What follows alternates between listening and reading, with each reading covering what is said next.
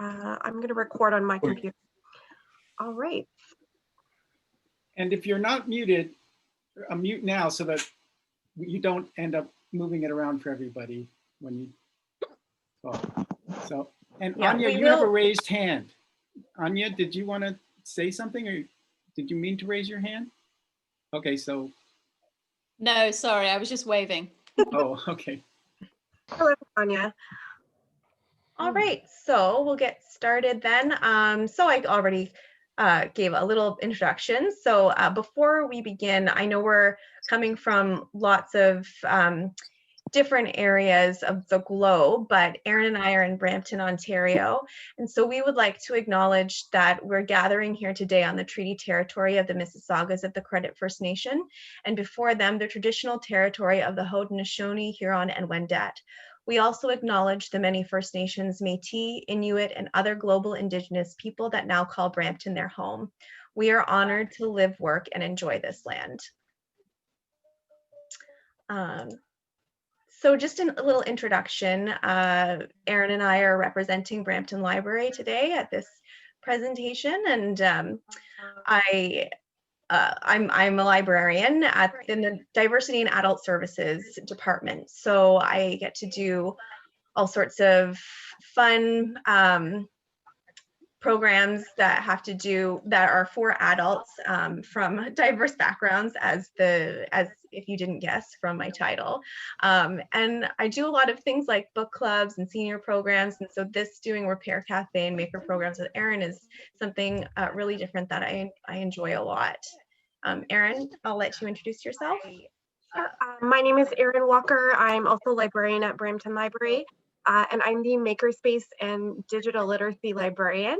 I have the great honor of coordinating our makerspaces at Brampton Library, which I'm going to talk a little bit about, as well as our digital literacy programming, which we know is a very important role for public libraries. Yeah, so if you're not familiar with Brampton, Ontario, thanks to Fixit Clinic for having us, because this is one of our favorite programs to run. Brampton Library, it's in Brampton, Ontario, Canada, which is part of the Greater Toronto Area, as I was saying before we began, and the region of Peel. We have a population of over 600,000 residents, and we are one of the country's fastest growing cities. Which also is interesting, that's kind of unique about us, is that we're a very young city. We have the lowest average age of Canada's largest city, which is 36.5. And we're also a diverse city. There's so many different cultures in Brampton. Over 50% of the residents were actually born outside of Canada, with a large percentage who have immigrated here from South Asia. So as I was mentioning as well right before, we are a public library. We have 8 branches in Brampton, and this photo is from our Chinguacousy branch, our largest location. So as I mentioned, we're quite a large city, and 8 branches gets quite busy. So we have other services to reach people, such as a mobile van, which perhaps Erin can touch on a little bit. Due to the pandemic, we have decreased our services quite a bit. We're operating with limited services and hours at some locations, and at other locations, we're open just for curbside pickup only. All right, so I'll take over from here. One of our initiatives that we have at Brampton Library is something called Makerspace Brampton. This is an initiative that launched about 5 years ago as a partnership between the City of Brampton, Sheridan College, and the library. The goal is to offer spaces where Brampton residents, students, entrepreneurs, and visitors can come together and collaborate to share tools, resources, and knowledge in a safe and accessible learning environment. Initially, Makerspace Brampton operated only out of our downtown Four Corners branch, but we now have 3 permanent Makerspace Brampton locations, and they are pre-pandemic. They were open during regular library hours. And these are spaces where the public can access digital creation tools, 3D printers, vinyl cutters, some digitization tools, and more. Our makerspaces are unfortunately closed to the public right now, but nevertheless, we've been involved in some pretty interesting projects recently. when the pandemic started, we mobilized pretty quickly to join a local PPE initiative for frontline healthcare workers. We worked with one of our vendors that had organized stopcovid.ca to 3D print many face shields as well as mask straps for frontline healthcare workers in our local community.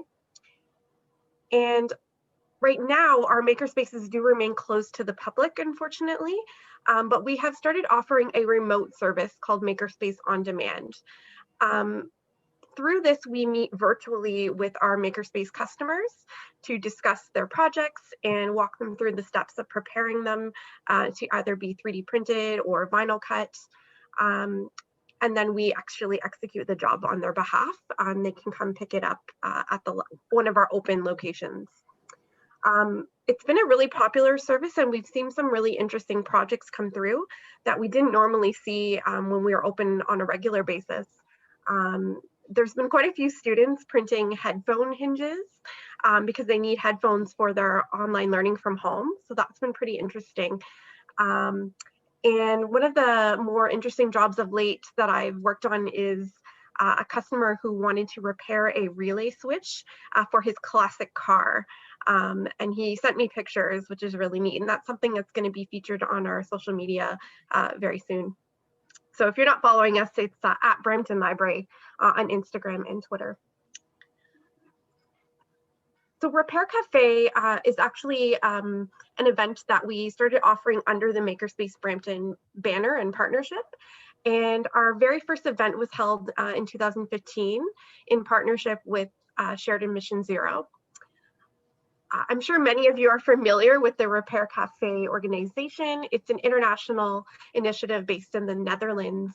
You can register as an official Repair Cafe site and access resources to help you organize and run your event, and also license the rights to use the official Repair Cafe branding.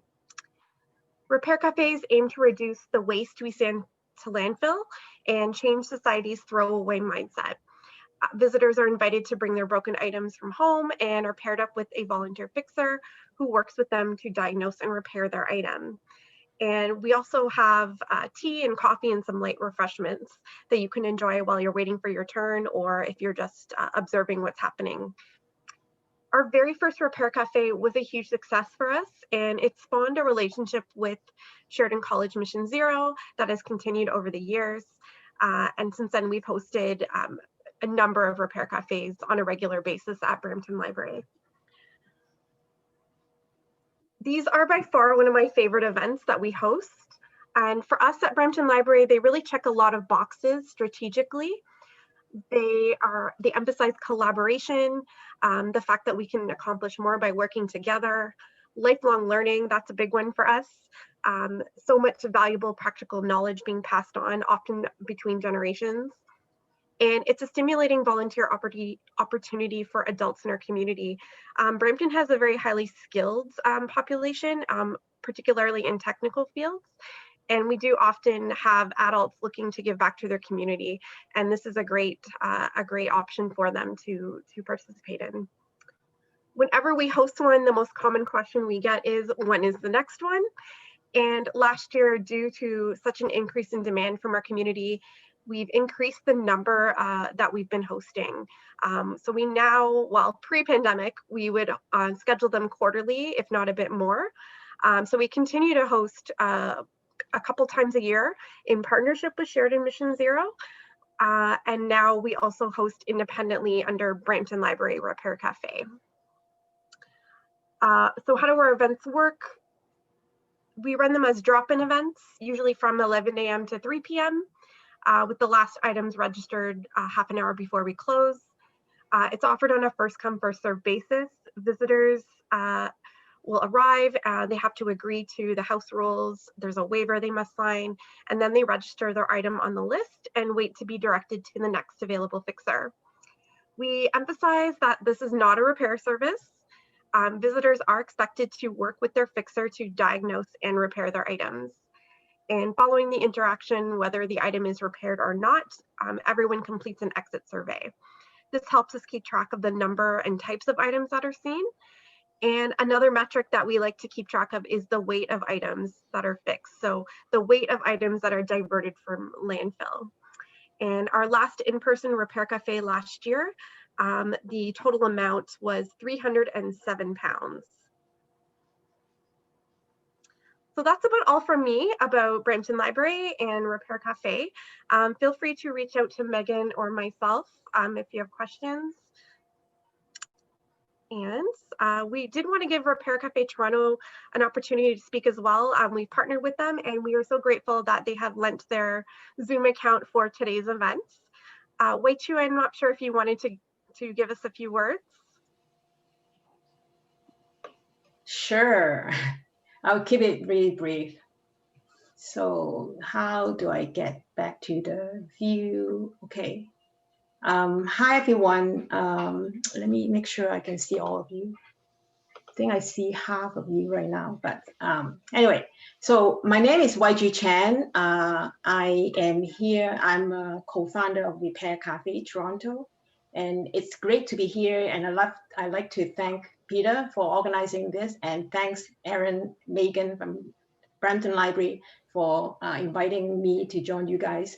And it's great to meet all of you here from around the world. And I have two hats here.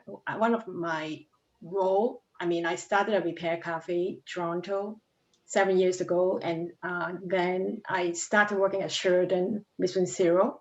And I started the Repair Cafe at Sheridan as well. And since then, we have been collaborating with Brampton Library and on the offering the Repair Cafe in Brampton Library. And also we have been running Repair Cafe on campus as well. And today my hat is Toronto with Repair Cafe Toronto. And I'd like to mention that our another co-founder is also with us from Repair Cafe Toronto, Paul. Paul, are you here? Could you wave? Yeah. Wait, but Yes, I think Erin has to stop sharing her screen. Erin or Megan Hi, has can you to wave stop to sharing everyone? her screen. I thought I did. Yeah, hi, Paul. And we have a few Hi. fixers. We have a few fixers from Repair Cafe Toronto as well. Can you please wave yourself to everybody? Hi. Hi, we have Frank and we have, I think a few others. I see David as well earlier. And so just want to mention that we are very pleased to join the repair community. Repair Cafe Toronto started in 2013, 7 years ago, and we are the longest running repair cafe in Canada. And in the last 7 years, we have been growing steadily. And last year, we have over 125 free community events. Our events offer all kinds of fixings, mainly small appliances, electronics, clothing, jewelry, books, all kinds of household items. What's that? Somebody said. Okay, so other than repair events, we also offer workshops. We also train apprentices as well, and we also offer our support to other location, other groups who wants to start their own repair cafes as well. And we are very blessed because we are all grassroots volunteers, 100% volunteers, and we have been really feeling very rewarding because we have find that a lot of people actually, starting to really enjoy learning how to fix things and helping others to fix things.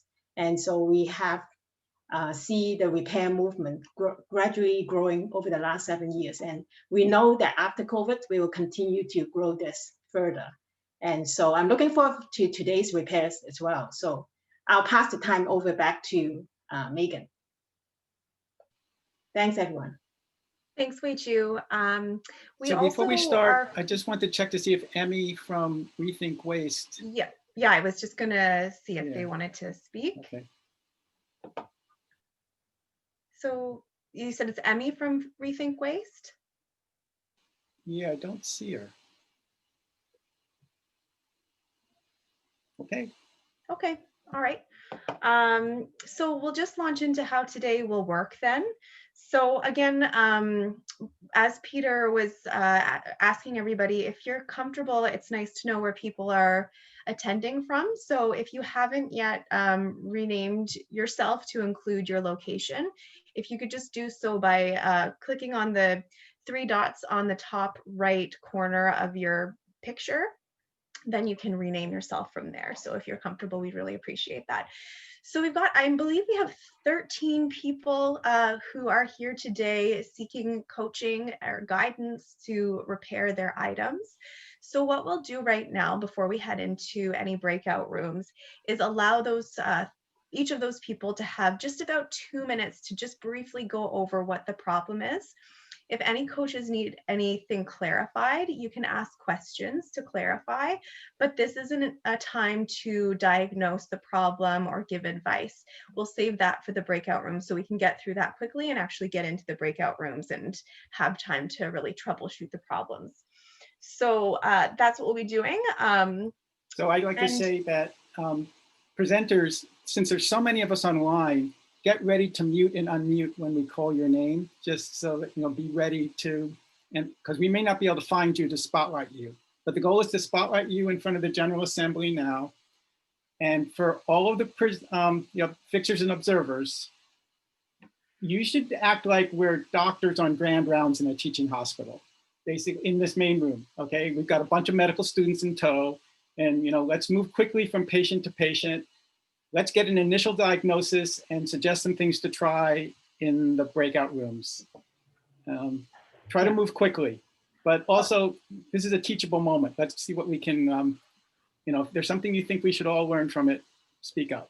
Yeah, totally. I'll also mention about breakout rooms. If you could please make sure that you have the most updated version of Zoom, then you'll be able to jump from breakout rooms without us having to put you in breakout rooms. So while the presentations are happening, Erin will put together the breakout rooms, and that'll be really important to make sure the next part goes quickly and smoothly.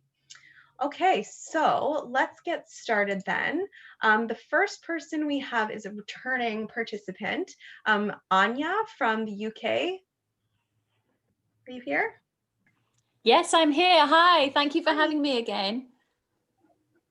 Really appreciate welcome. it. So it's a head torch. Oops, there we go. And that's upside down. That's it. Let go, Patrick, let go. And the it suddenly stopped working, right? So the red lights on these 2 red lights flash, but the white one in the middle, it's just stopped working. So I changed the batteries and nothing happened. So it's as simple as that. But it's interesting that the red ones work, the red lights work, but the central one doesn't. Thank you. All right, does anyone have any questions? Well, it seems to me that Patrick's already on this job. I don't think you need us at all. He's got it all sorted. This is going to be probably down to the bulb that, or whatever it is, that's in the center of that unit. And I think when we get to the breakout room, we're probably going to see if we can get it apart and have a look. Get the bulb. Okay, thank you. Okay, great. No other clarifying questions? Shall we move to the next participant? All right.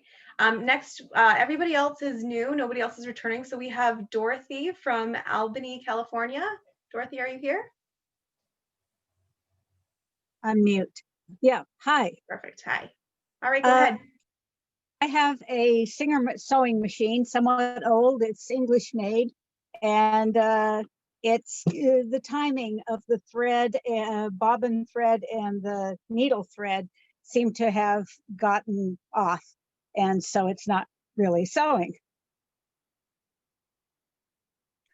So do you have a flathead and a Allen wrench?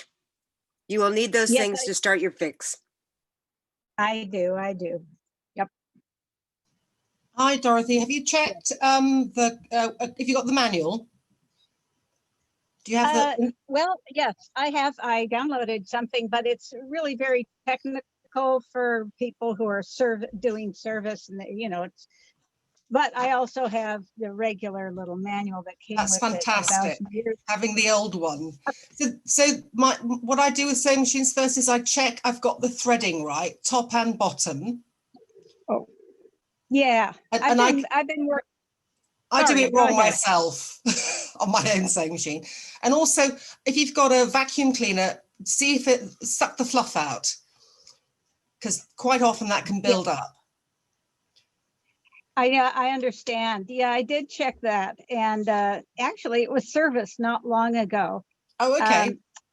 But it's a year ago maybe, and it's so heavy and COVID, and I didn't want to bother to take it in if I can get it done here and do it myself. I tried. Absolutely. Yeah. Dorothy, what is it that makes you think it's the timing? What is it doing? Okay. We can save all this for the Yeah. breakout room. All right. The more detailed part. Okay. Dorothy, you're in good hands. There are some sewing machine experts here today. We also have Nancy, who also has a sewing machine. Are you here, Nancy? No? Okay, well, I guess, Dorothy, you just have them all to yourself then. So Christine from Boston, Massachusetts, with an electric leaf blower. Are you here? I'm here. Okay, great. Go ahead. So here's my giant leaf blower, and it doesn't go on when I turn this. Nothing happens. So it used to be that if I would pound it on the ground, sometimes I could get it to connect and work. So I bought another one, pretty similar. And last week the handle popped off, this knob turner piece. And now the red one works just fine, but I don't know why. And the black one still does nothing, but I haven't tried to pop the handle off. That's all. So I've got one of these and have struggled with it. I finally ended up because I had so many replacement kludges to it that I got a new one. But I've got some experience in taking it. So where are you in screwdrivers? I brought a lot of them. Good. Okay. Great. Thanks. All right, everybody ready to, not ready to move yet, but any other clarifying questions? Okay, great. All right. We have a multimeter to check it. It's probably an electrical contact issue. Christine, do you have a multimeter? Since I don't know what one is, I don't think I have one, but that doesn't necessarily mean it's true. Well, one thing I'll also mention is that if, we'll go into the breakout room and you'll have a chance to troubleshoot, but if it's not solved today, you're welcome to come next time with any materials that the coaches think that you need. Great. Okay. All right. So next we have Betty from San Francisco with a hairdryer. Are you here? Yes. Hi. I'm here. Okay. Yeah, I have a hairdryer that I was using. I don't use it every week, but it started making noise and I had to turn it off right away because there's this fan back here that came loose. And I started taking it apart already, but I just need to get the cover off.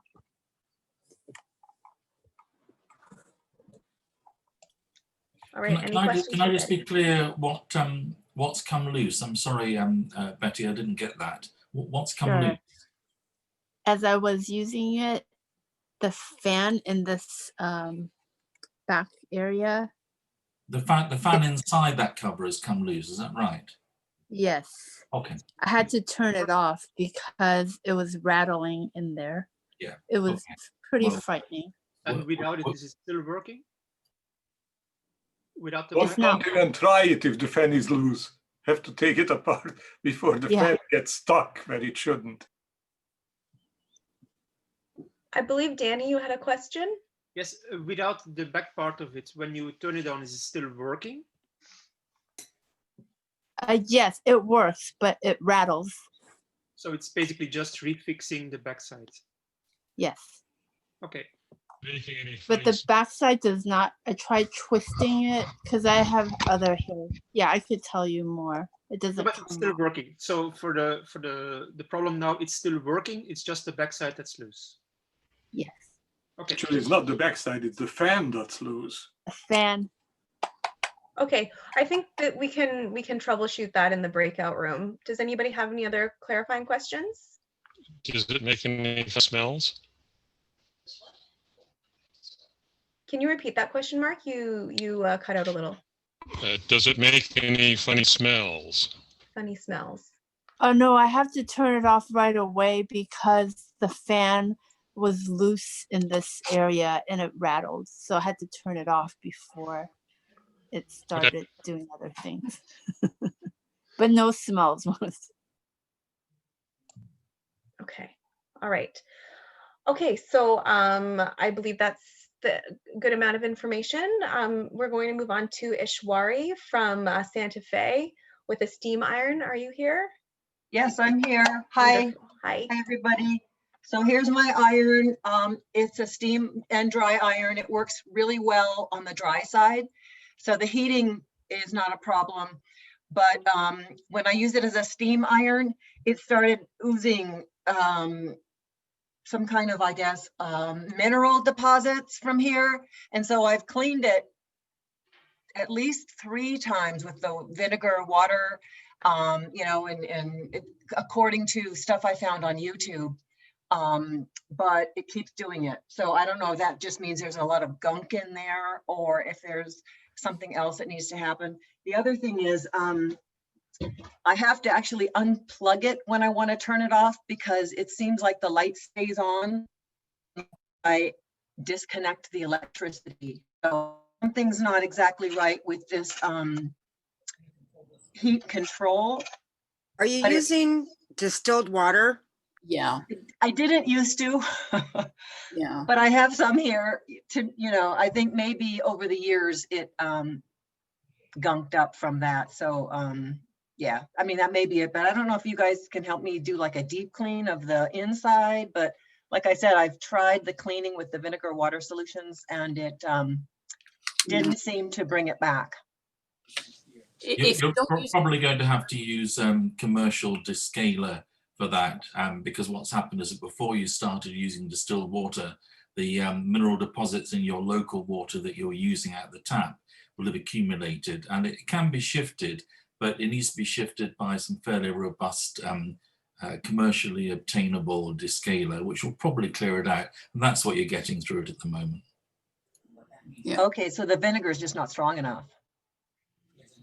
Well, I'm not sure that it may work for some, it may work just generally, but what you're going to have to try and do is to shift the deposits which have accumulated in the time before you move to using distilled water. Yeah. And there's commercially available descaler. I'm sure you get it there just like we get it here. Yeah. Okay. And you put that through into the iron and it will pump it out and a lot of stuff will come out then. Great. I've found that hydrogen peroxide works well for descaling. You might try that. Okay, can we save this part for the breakout room? Yeah. Are there any other clarifying questions for Ishwari? What do you have in the way of tools? I have some screwdrivers and a wrench, but I also have lots of other tools out in the shop. Great. Okay. Thanks. Okay. All right, great. So thank you. We'll move on to Dorothea from Napa, California. Kitchen faucet, are you here? Dorothea? Yes. Hello. Yep. Okay, great. Okie doke. Ready? You guys can see my faucet? Yep. Listen. And of course, it's being quiet right now, but it's so irritating. So as I say, it screams, and that's just the hot water tap. When I do the cold water tap, it doesn't do it. And when I shift it to the sprayer, so hot on, I knew it would do this. When you guys were here, it wouldn't do it. The noise stops when I shift it to the sprayer.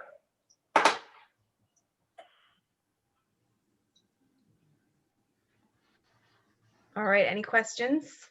I think we fixed it. Like I said, I knew when you guys were here. Yeah, we have the system. We have the system where we just beam lots of fixing energy, and stuff just fixes itself. Yeah, we fixed that. On to the next one. We did. I'm pretty sure I know how to fix that one. Awesome. Wonderful. Yay. Okay. Thank you. All right. Well, Sarah, can you just quickly say what you think the problem is? I'm curious. It may not be, but for me, it was that the intake valve had been shut down almost completely. And so that the hot water wasn't actually coming through very well. And as soon as we fixed that, it fixed the noise as well. Where is the intake valve? Oh, we'll talk about it in the breakout room. Thank you. I'll mute myself.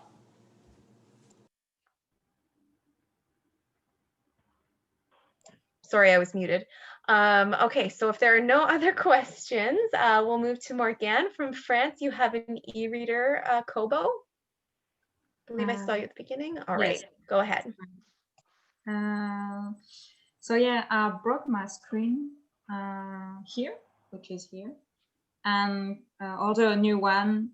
So here it is. But when I try to light it on, it doesn't move the screen.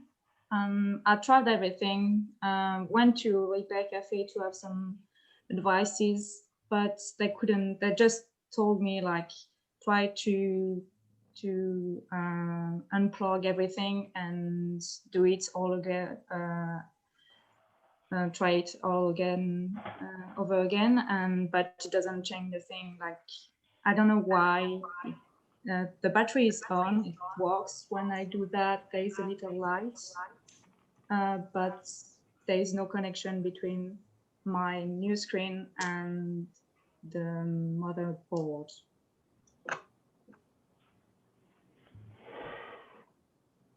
Did you try the standard Google problem solving? Yeah, I follow every step you can find on how to change the screen on an e-reader and try it both times, but I don't know why it doesn't change a thing. Okay. Actually, there is connection between the circuit board and the display, otherwise you wouldn't see anything on it. It is the sensor. Yeah, maybe here, I don't know. Like well, in the United States, the Kindles are notorious for going bad. The Kindles, the Amazon Kindles, which are similar e-readers, they freeze in the position, and then there's some sort of secret reset, but there are certain models of Kindles which nobody can resurrect. So we'd have to look at who was the OEM for this particular e-reader and see if there's some way to do some sort of a reset of the device. Okay. It's a Kobo. Yes, it's a Kobo. Yeah, but Kobo's just a brand. There's there's probably generic for many different ones around the world. Trying to understand that, I think is important. I believe there was a question in the chat from Mark, but it's gotten buried a little. Mark, are you there? Did you want to ask it? Yeah, I just wanted to make a comment that the Kobos are an e-ink screen. So the fact that the screen isn't responding to me says it's really just not, it's a connection issue. It's just not the connection hasn't been made properly, and it might just mean that the cable needs cleaning and reseating. I'm not sure. There was also another question in the chat. Are all the cables securely connected on the e-reader? Do you know that, Morgane? Well, there are not many cables. All the cables, are they securely connected? Only just this one and the battery, and otherwise there is no other connection to check. So okay. Could you All right, please I guess do them and redo them while we're waiting? You can say that for the breakout room. Yeah, yeah. All right. Are there any other clarifying questions for Morgane, or can we move on? All right. Okay. So Sam from Bristol, UK, a door. You have a door. Something about a door. You there? Going once, going twice. Oh, I was really interested to see how somebody would show a door. Anyway, that's okay. It's a metal plate that they can buy at Home Depot. Maybe. I know, right? Okay, so then we'll go to Christine from Albany, California. Christine, are you there? No? All right. We'll move to Alberta from right near here, Brampton, Vaughan, Ontario, Canada. Hi, I have a kettle that the buttons don't seem to be working. Are you able to turn your camera on, Alberta? Because No, unfortunately, no, I don't have a camera. Okay. It sometimes works and it sometimes doesn't. Hi, we have a broken camera. Oh no. Sorry. That's okay. Does anybody think that they might be able to troubleshoot with Alberta without video? Not really, no. Anyone else feel We like have they'd be any- able to? Like the buttons, they just don't work sometimes, but other times they do work. It's one of those ones where you can specify for a green tea or black tea, like different temperature settings. We have to be able to see it. Oh, okay. Could you Well, send, could you maybe send the link of the type through the chats? Sure. Okay, I will do that. Thank Why you. don't you? We'll put you in a breakout room anyway, Alberta, and then if you do have the links to send in the breakout room, then that would probably be best. Okay, great. You can't try and connect up using your phone, could you, Alberta? So we can see you that way.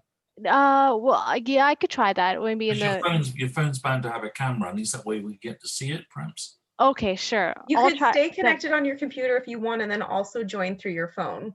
Okay, I'll try that. Yeah. Okay. Thanks. All right, no problem. Okay. And if this doesn't work now, we can always do it next time or through the Absolutely. Discord server. You know, let's see what we can do to move it along now, but. Yeah. Okay, thank you. Check to see if there's a recall. Okay, I will. Okay. All right, so now somebody from Brampton, Ontario, Atia, are you there? You have a video game console? Yes, hi. This is a PS3. This is my PS3. It's not working because when I turn it on, it doesn't start. But before it used to work properly, but now it's not. Not red lighted. And I put like a CD inside. I put 2 CDs to check if it's working or not, but it's still not working.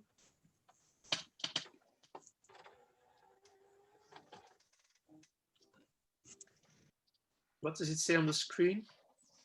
It didn't say anything on the screen. It didn't just work. No, on the TV screen. What does it say on the TV screen?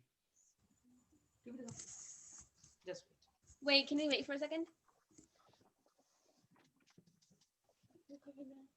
My TV's starting for a second. There's nothing. On the TV, it didn't say anything. It says that it's not like connected to something. When we go into the breakout room, could you prepare maybe an audio CD? Pardon me? A normal audio CD with music on it. Music CD.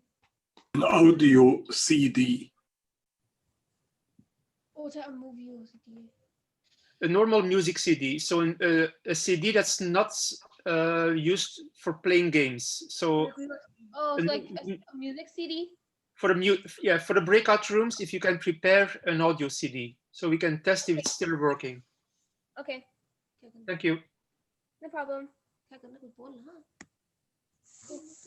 All right. Okay. So should I show my music CD on the breakout room? Yes. Okay. Thank you. Yep. Okay. All right. Okay. So any other questions for Atia? All right. All right, moving right along, we've got Kristen from San Leandro, California. Oh, a door again. Hi, I'm Kirsten, and I have I'm sorry, Kirsten, not Kristen. Oh, I apologize.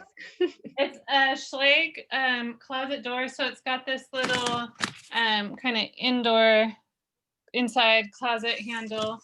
And then what happened was the handle popped off. And I put it back in, and it will now, I taped this because I've actually shut the door and locked myself out of my closet a couple times, sadly, even though I was like, I'm going to tape that before I shut the door. But anyway, the turning mechanism, I got the doorknob in, as you can tell, but the turning mechanism is disconnected. And I went to the other closet door to take it apart to see how to fix it. And now that turning mechanism doesn't work. So it's something mechanical in this old thing. I reached out to Schlag and they said it was too old. It's a 1920s house. I believe it's original. I've seen 1930s versions of it online, but there's nothing with this kind of door handle anywhere that I could find. And I'm a librarian, so I research like crazy. Can you? What do you have in the way of tools? Take the knob out, take the tape off. There are 2 screws at the plate where the tape is. Take those 2 screws. No, okay. No, that's fun. Yeah, take those 2 screws out and pull out the whole mechanism so we can take a look at it in the breakout room. Thank you so much. You have tools. I do. Great. Lots of tools. Thank you. You'll probably have to take the knob out to get the okay. screws out because there's usually a shaft that goes through the center of the lock mechanism that would hold the striker plate in. The first thing I said. Weird. I have not found a doorknob like this online anywhere. It's really different. Take out the plate too, and we'll work on it in the breakout room. You got it. Thank you. Alrighty. Okay, thank you. So we've got Sean from the UK, Sofa. Are you here, Sean? Yeah, but I'm not from the UK. I'm in Brampton. Oh, hi. Hey. Welcome. I've moved here from London though, so if that helps. So yes, I do have a sofa. I have an IKEA sofa. Let me, forgive me because I'm using my phone as the camera. So it's the IKEA sofa, and can we see that this part here has come away? And then this is causing the whole like area here to break down. Am I showing this like clearly? Can you see this properly? Little lower. A little please. more down. Here we go. Yes, and he had sent photos to Peter, and Peter passed them on. So this is John in the Hudson Valley, and I have a couple of ideas about how Sean may be able to work with this. Okay, amazing. Forgive me, I'm using my phone, so like, yeah, I'm using my phone and as the camera. Okay, see you in the breakout room. All right, I look forward to it. Thank you. Thanks for getting me on. I really appreciate it. Yeah, thanks. Glad to see some more local Bramptonians. All right, and Therese from San Diego, California. Did you want to report on something that's been fixed? I believe.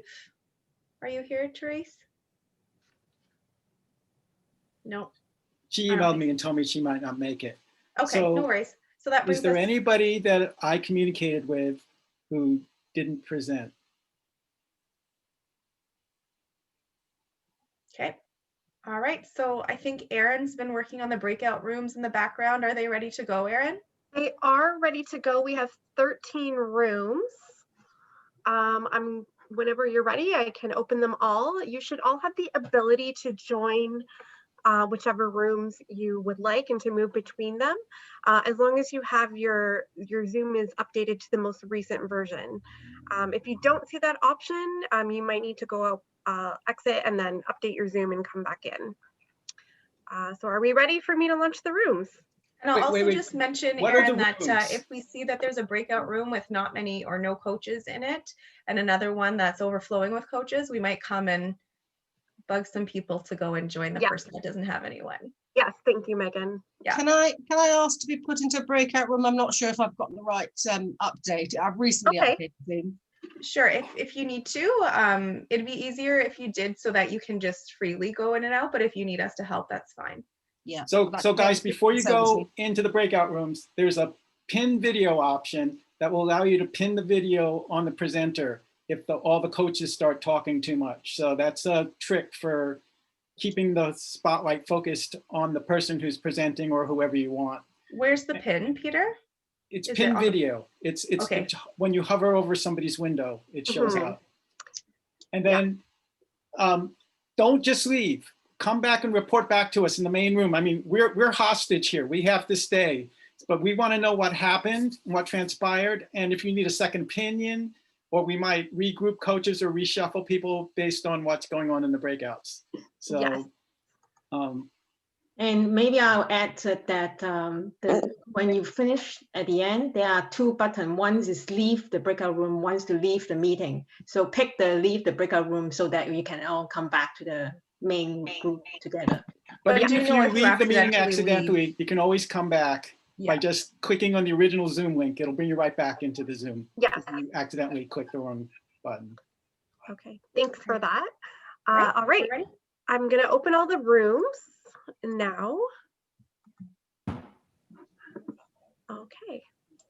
So you'll see there's more at the bottom of the screen if you have the chat window open, and then you should just be able to select, or else you'll see breakout rooms at the bottom, and you should just be able to select it and choose the room you want to go into. This is fantastic.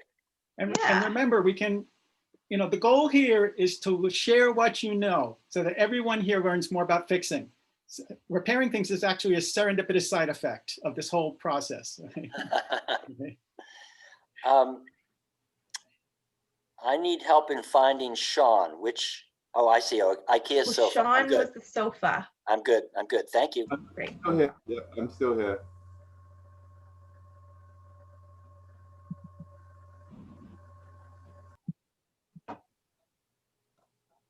Sorry, I wasn't paying attention. I'm trying to do too many things today. How do we get ourselves into a breakout room? So do you see, if you have the most updated version, Tara, you'll be able to select at the bottom toolbar breakout rooms. Do you see that?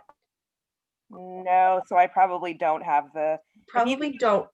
Are you able to go out, update your Zoom and come back in? So you'll easily be able to. Can you guys can you put me in with the water issue? The sink issue? The sink issue? Yes, sure. please. The faucet? Kitchen faucet. Okay. Sorry, what was the name? Sarah. Sarah, okay. Thank you. No problem. Can I be a pain as well? I actually did think I had the most up-to-date Zoom, but apparently I don't. Okay, so Sean needs to go, Aaron, in the sofa room. Okay. Thank you. Darren, thank you. No worries. Hi, I have a question. I don't see the list of breakout rooms in the chat. And of course, I want to go to wherever the sewing machine specialist. Of course. Dorothy, do you see at the bottom there's more on the bottom Yes, toolbar? I did that. And then when you click on more, do you see breakout rooms? Can you click on breakout No. rooms? No, it's not visible. I might have to go to my computer. I'm using my phone because it's much easier to handle. Well, it's okay. If you'd rather be on your phone that doesn't have the updated version, we can move you. I can open the breakout room too. It does have. I checked the latest to make sure it was the latest 5.4 or something like that. Perhaps it's a problem with people using their phones, because same thing with Sean. No So worries. if you want to use your phone, let's just move Sorry, Dorothy. who needed to go to the faucet room again? I'm just trying to find the name in the list. Tara, T-E-R-R-A. Oh, there we go. I found you. Okay. And then Dorothy to the sewing machine. You can send me without my choosing it? Yes. Dorothy to the sewing machine? Yes. Thanks. Megan, we don't have Betty in And the. Atia to the game console. Yeah, I'm also on a phone. This is Betty, and I need help. Thank you. Betty, where do you want to go, Betty? Hair the hair dryer, dryer. right? I think it was Mark or hair dryer. Somebody. Yeah, hair dryer. Okay, done. Thank you.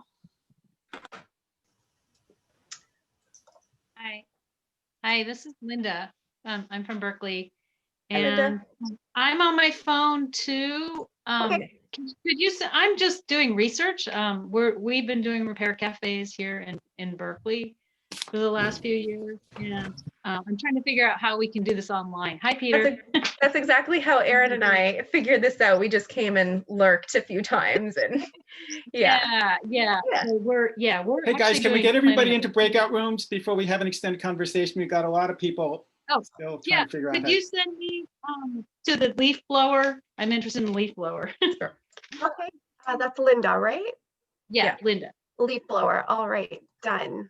Christine Kelly, leaf Thank you. Is there anybody else who needs help joining a breakout room? Christine? Please, could I go to the leaf blower room? Yes, no problem. And it's important to get her to the leaf blower room. Yes. Hi, I guess I'm not unmute. Can I go to the sewing room? Yes, that's Bonnie. Yes. Me too. Me too. Joe. Nancy. Hi. Wait, Nancy, did you have a sewing machine you were supposed to show? Yes. Oh, where were you? Well, I left 2 messages that I was going to be late. Oh, Okay, dear. all right. Okay. Sorry about We'll that. just show you. We'll send you to the sewing machine room. Okay. I'd like to go as an observer to the sewing machine room, please. Okay, Jackie. Yes, thank you. Hey, Alvin here. Can you send me to the PlayStation room? Yep. Hi, Alvin. Hey. Just as a hint for people who are looking to get into a breakout room and they can see the list, if you click on the number of users that are in the list, that changes to join, so you can join yourself.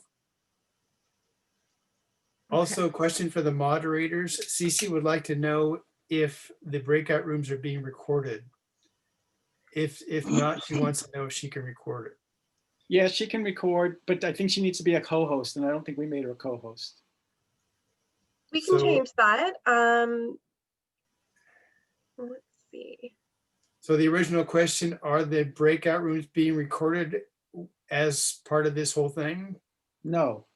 Okay. Not at the moment. All right. Who else needs to be? I'm just going to jump in the sewing machine room to let them know that Nancy is also there for repair. Okay. I'll That's be right okay. They'll back. figure it out. They'll figure it out. Okay. Or we can also I'm going broadcast. Back there, I'll tell them. Okay. So you're going to make Cece a co-host? Yes, 1 second. I got too many windows up here at once. Okay, that's fine. I'll jump back in and let her know.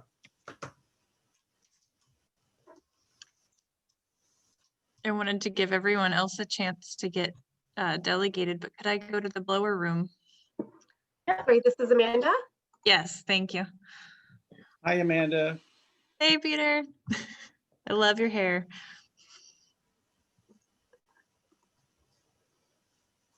I'm noticing the echo, Peter, of your style with a poster behind you. Is that intentional? Yay! All right. Anyone else? Me. Sorry, who's Joe. that? Joe? Joe. Can you remind me where you'd like to go, Joe? Sewing machine, please. Okay, no problem. There you go. Thank you. Okay, I'm just looking at the chat. Sorry, I've got 2 monitors and several windows floating. Have I missed anyone? I think Steven's already gone, but Marcia just asked to go to the Kobo room. Okay.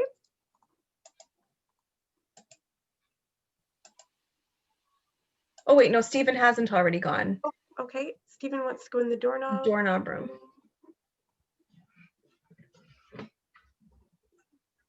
Okay. All right, so Steven and Marcia. And Bonnie's gone to sewing, has she? Yes. Okay, great. Then I think, and Alvin's already gone. Christine's already, has Christine gone? I think so. Oh, Marcia's still in the main room. She wanted to go into the Kobo room. I'm getting a few private messages too. 1 second. Okay. Reem's going to the sewing machine room. Okay. I'm also seeing a few people still in the main room. Maybe they need some help too.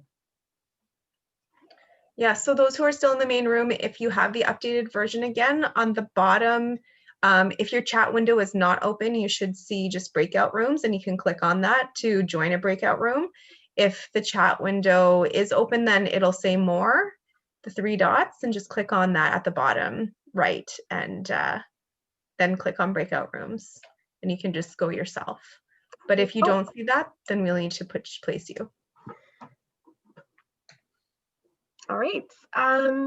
We already have someone back with the reports. Wow. That was fast. Before we go to the report, is there anybody else who needs help going to a breakout room right now?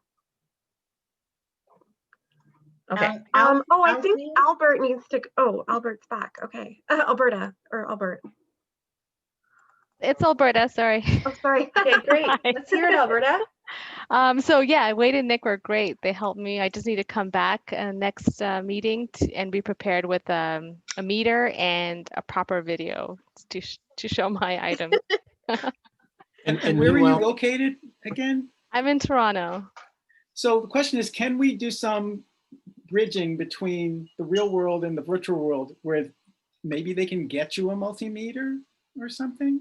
Oh no, I can totally purchase it. I know Nick was able to show me what it looks like, so I'll go and get it and meet up next time for sure. And one small bit of advice, like we give to people who have these tea kettles that have the base and the kettle on top, is those contacts between the two often corrode because they're in the kitchen, they are exposed to water. So Alberta's going to take a look at that when she gets a glance, maybe clean it out with a Q-tip and some alcohol. That might fix the problem, it might not. She said there was a symptom that when it was not working, it was kind of making a pathetic beeping sound like it wasn't getting enough voltage or something. So it could be corrosion, who knows? Without a meter, we can't tell, but she's going to take a look and maybe see us in the future. So Alberta, thank you. And keep us thank you posted very much about what you've learned.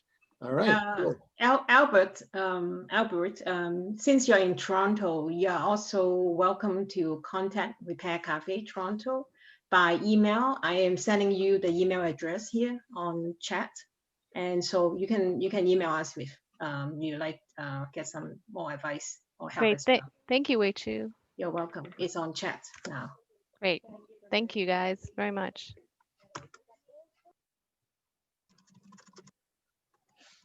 All right.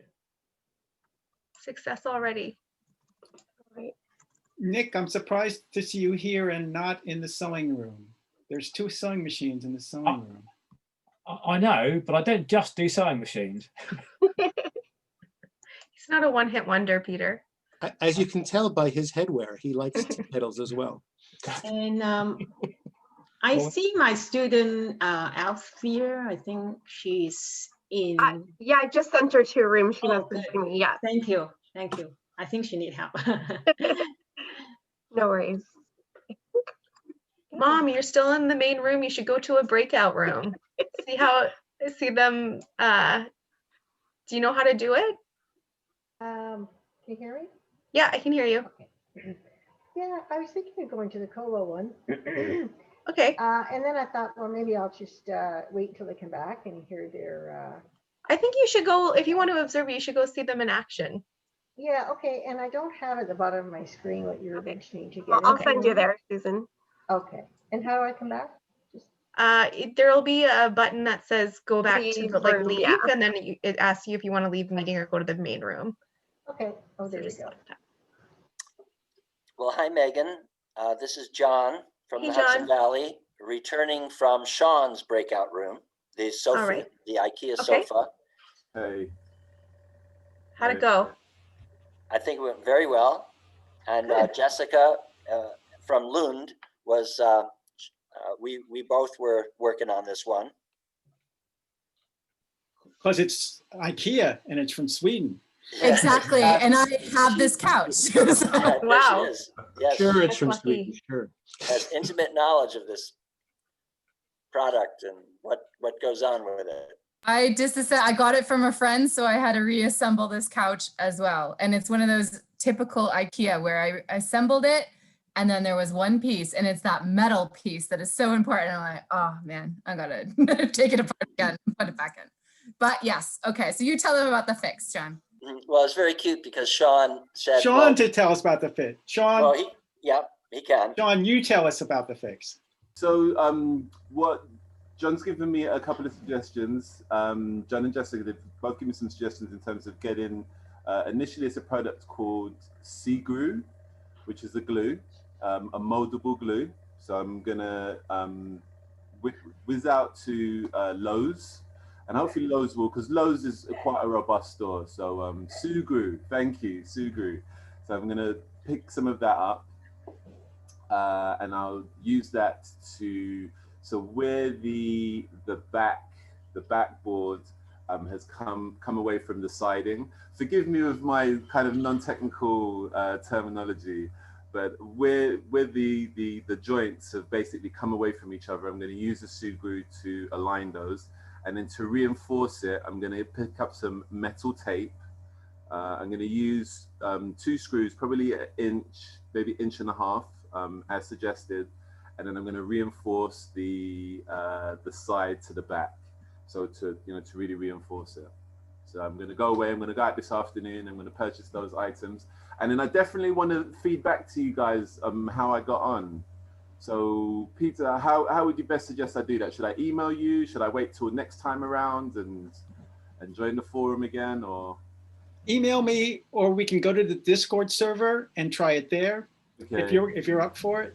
I would be very, very much up for it. You would probably have to send me the details for the Discord server because I'm not aware of it.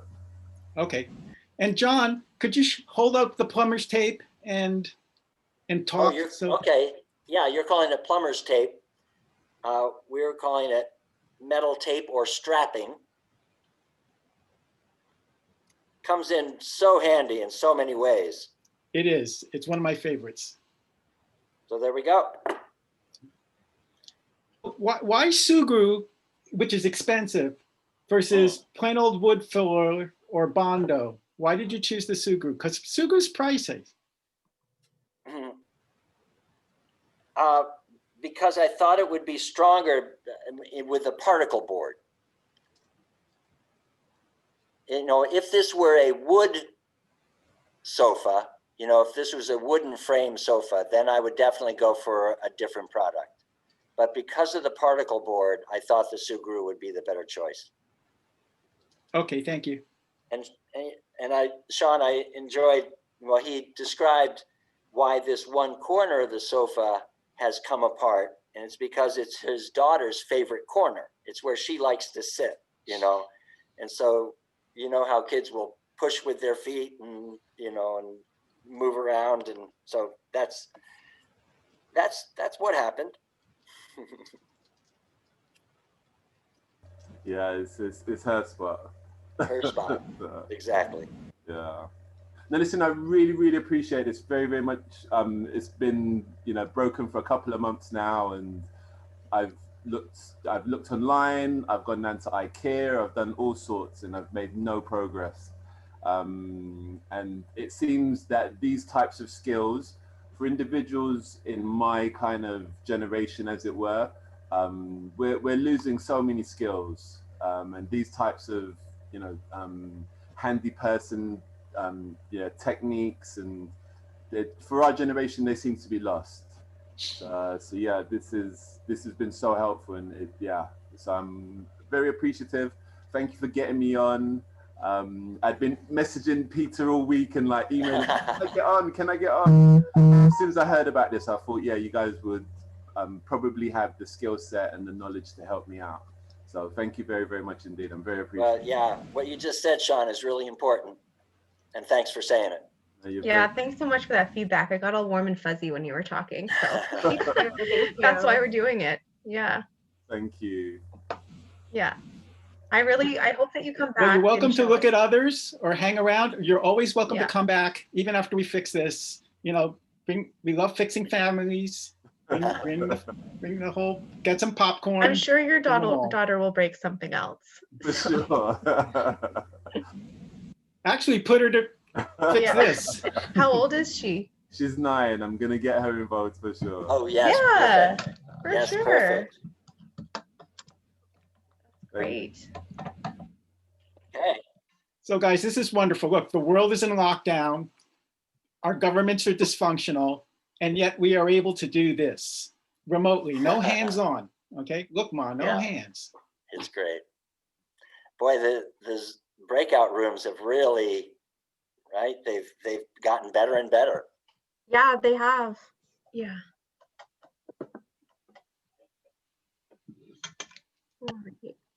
So Ishwari, report back on your steam iron.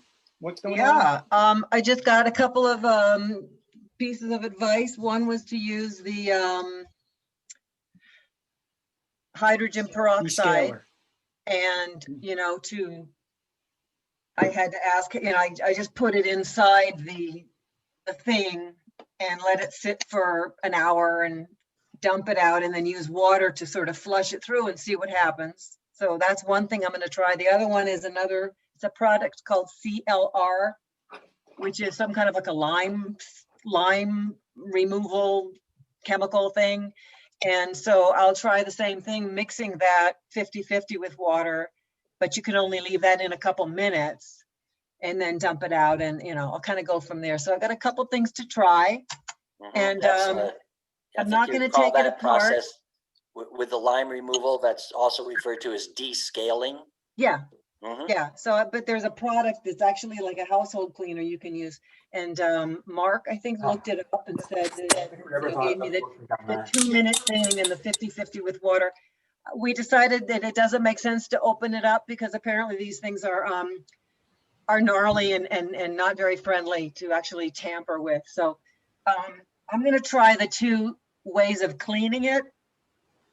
And somebody else in the chat also gave a very friendly suggestion of just blow off the steam function of the iron and use a spritz bottle.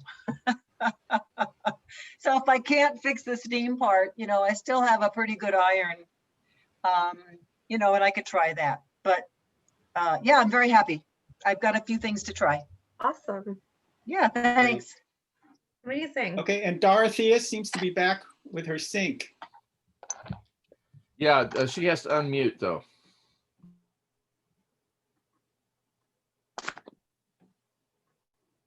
Thank you. I do that regularly. The sink is still screaming, but I've been given instructions, or rather given a suggested path of shutting off the water to the house and taking apart the valve underneath the sink to see if there's anything impeding it. Because Tara had the same noise or a similar noise, and found that it was the valve was shut down, and she was able to just make it go away by opening it wide open. We weren't able to do that, so now we're going to look at blockage in the valve. And I'll see you guys when's the next meeting? 2 weeks? When's the next We haven't meeting? scheduled it just yet, but Okay. Whenever. I'm going to see you back and tell Tara and Mark yes or no. And Betty's back? Yeah, because they were able to tell me where to take off the pieces, but I don't have, I had a small screwdriver, but it just broke because I was trying to wedge it in there. So I need some more tools right now. And they said, why don't you ask your neighbor? So I'm gonna ask my neighbor. Yeah, we got her to break her screwdriver. Was that, do we get Megan, can I just ask you what the fiber optic toy is that's on the breakout room list? Oh, that they didn't show up. So. Oh, okay, sorry. I didn't know. I was trying to find something else to do. I meant to delete it and I forgot, and it doesn't let No, me don't delete it worry. once Okay, they've launched. I'll go and find something else to break. Don't worry. That does sound quite interesting, though. Well, no, well, yeah, would be. We've suggested that Betty should get some small screwdrivers, but we ran out of options with that. She didn't have the right tools room. I'll find something else to do. All right. Some success stories so far. That's great. Here comes a successful head torch repair. Hello. Oh, I was There, going to Anya. join that. I won't join that. You fixed that one then. You fixed the head torch. Yes, Anya can show us. Oh, great. Okay. I just want to say, Peter, I love the kerchief and I love how it matches your poster behind you on the wall. This is all branded Fixit Clinic merchandising that's available on our commercial website for thousands of dollars. Yeah. It's been trying to get us all to dress like that, you know. I haven't got the hair, that's the trouble. Oh, I wish. You brought a smile to me today. Yeah. Next time you have to put something whimsical in the background also. So Anya, show us the torch running. So here we go. Extremely exciting. So the red one, yeah, always works, blah, blah, blah. The white one now works. What was the problem? Cracked soldering. Very good. That's what it was. Probably is. What? And you soldered it, did you? No, we used a paperclip. I don't Ah, understand why it worked, but it did. Amazing. Never be without one of those, because you could find yourself on, you know, Ben Nevis or something. Right. Yeah. It And was all you some, need is a paperclip. Yeah. some appropriate wiggling got the thing to work again. And so Yeah. it may need to have a proper soldering job, or it may be a bad switch. Hard to tell, but meanwhile, we're working Thank you towards it. so much. Honestly, that's twice you've helped me, and this time this was successful. The other one was unfixable, but thank you so much. Yeah, that was me last time. I think I broke it. We'll I be think you broke expecting a front page article in The Guardian this time. Yay! I'll try my best. It's funny, our local newspaper here in Brampton is called the Brampton Guardian. Ah, right. I thought you were talking about the Manchester Guardian. I'm sure there's a lot of Guardians out there. I need to get the kids to bed, so I need to go unless there's anything else you need from me. $1 million, hugs and kisses. Send them right over. Steal. A cure for COVID. Shouldn't have asked. Thanks, Thank Anya, you for very, coming. We're very really much. glad. We're glad that we were able to help. Well, I Thank can't you. take credit, but have a great evening. Thank you very much. Bye. Bye. Bye. And Dorothea, you're leaving or you're going to lurk? Oh. There we go, mute again. I need to, I can't do this within the time frame of the meeting. I need to go shut off water of the house, so yes. Okay. But I'm curious to Thanks see again. if else is everybody come back? Not yet. No, Okay, we you're welcome to still- stay. Yeah, you're welcome to join some others. There's still sewing machine, leaf blower, e-reader, video game console, and the door handle are all still. Has the IKEA sofa not come to anything then? Yeah, no, they did. They've done it. They were successful. Well, he has to do some troubleshooting, but he's pretty sure that he'll be able to fix it. I'm just looking to see what's still running. Yes. A lot of them have got a lot of people in. Leaf blower's got 11 coaches. Yeah, video game console doesn't have a lot. I'll go and join that for a while. Yeah. Okay, great. All right. Is there anyone who isn't able to move to another room that would like me to move them somewhere else? I was in the sewing. I was in the video chat with the user. Yes, please. Oh, Mark, you raised your hand? Or no, Yeah, sorry, Andrew. Andrew, yes. Can I go to the door? The Can I door? go to the door handler room, please? I haven't got the new system. Thank you.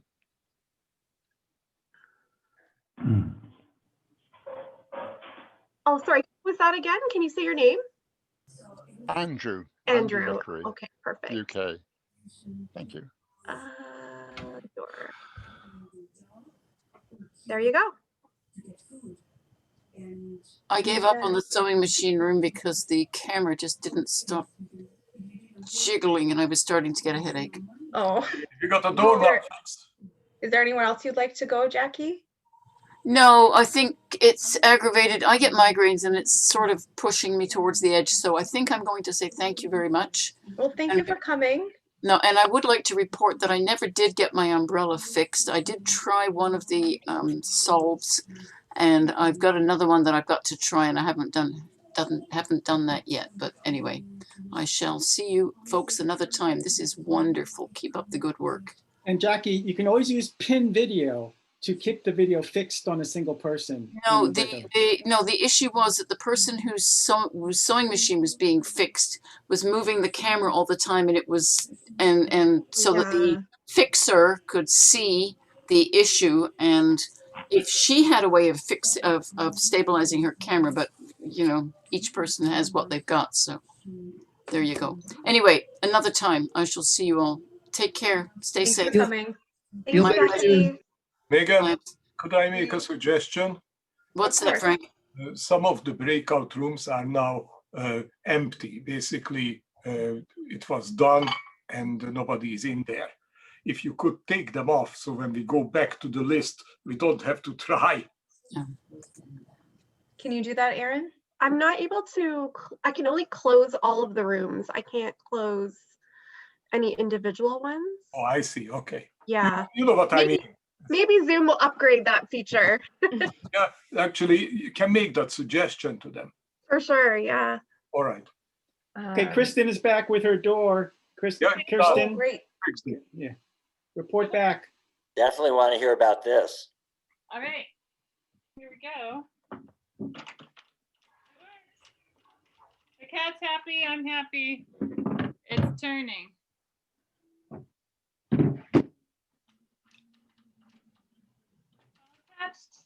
That's Yay. great. Yay. Isn't that fantastic? So what was it? The mechanics of the whole doorknob, we had to take it all apart, figure out how everything connected, and sorry, looking at my waist. Figure out how it connected, and then figure out how to put it all back together. And I forget who it was who's like done this before, so he knew. Frank from Toronto knew how to do it. That is great. Amazing. Awesome. Isn't that? I'm so excited. Essentially, the inside knob fell off involuntarily, and then the next time somebody pulled on the outside knob, the whole thing fell apart. Yeah. So where's the inside knob? Well, it's a funny little it's a closet inside knob. So Oh, it's kind okay. of a little unusual. You can see a close up of it. Kind of cute. Just in case you get stuck inside the closet. It works so you're able to turn the knob and get the thing on. Get out. Yeah. And Kirsten, you think the doorknob is as old as the house, and that was 1920 something? 1923. Mm-hmm. It might be as old as the house. Online I saw some 1930s knobs like this, but yeah. Someone have a question? I'm really not convinced that it's really the original knob, because from that era, most of the latches had square shafts. Yeah. And this thing is a much more modern mechanism from Schlage. So I have my doubts, but it really doesn't matter in this situation. We figured It's it out. just vintage. It's faux vintage. Oh, it looks pretty darn old. Exactly. Excuse me, Meg, Aaron, and Peter, thank you very much. I'm going to sign out now. I just wanted to tell you this was a fantastic forum. Yeah. Can you hear me okay? Yep. Thanks, yep. Mom. Yeah, thanks, Mom. Very, very interesting. Thanks, And I just can't wait to pass it around. You're gonna go and purposely break something now so you can Exactly. get it fixed. Yeah, I was just yeah, it's, as I say, it's an amazing forum. Yeah, great. Excellent. Thanks for coming. For coming. Thank you. Talk soon. Very interesting. Bye. So I have a question. Will I continue to get invitations to these Fixit meetings, even if I don't have an item?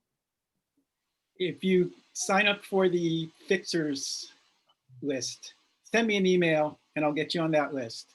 Okay, Okay. I'd like to be able to do that because, Yeah.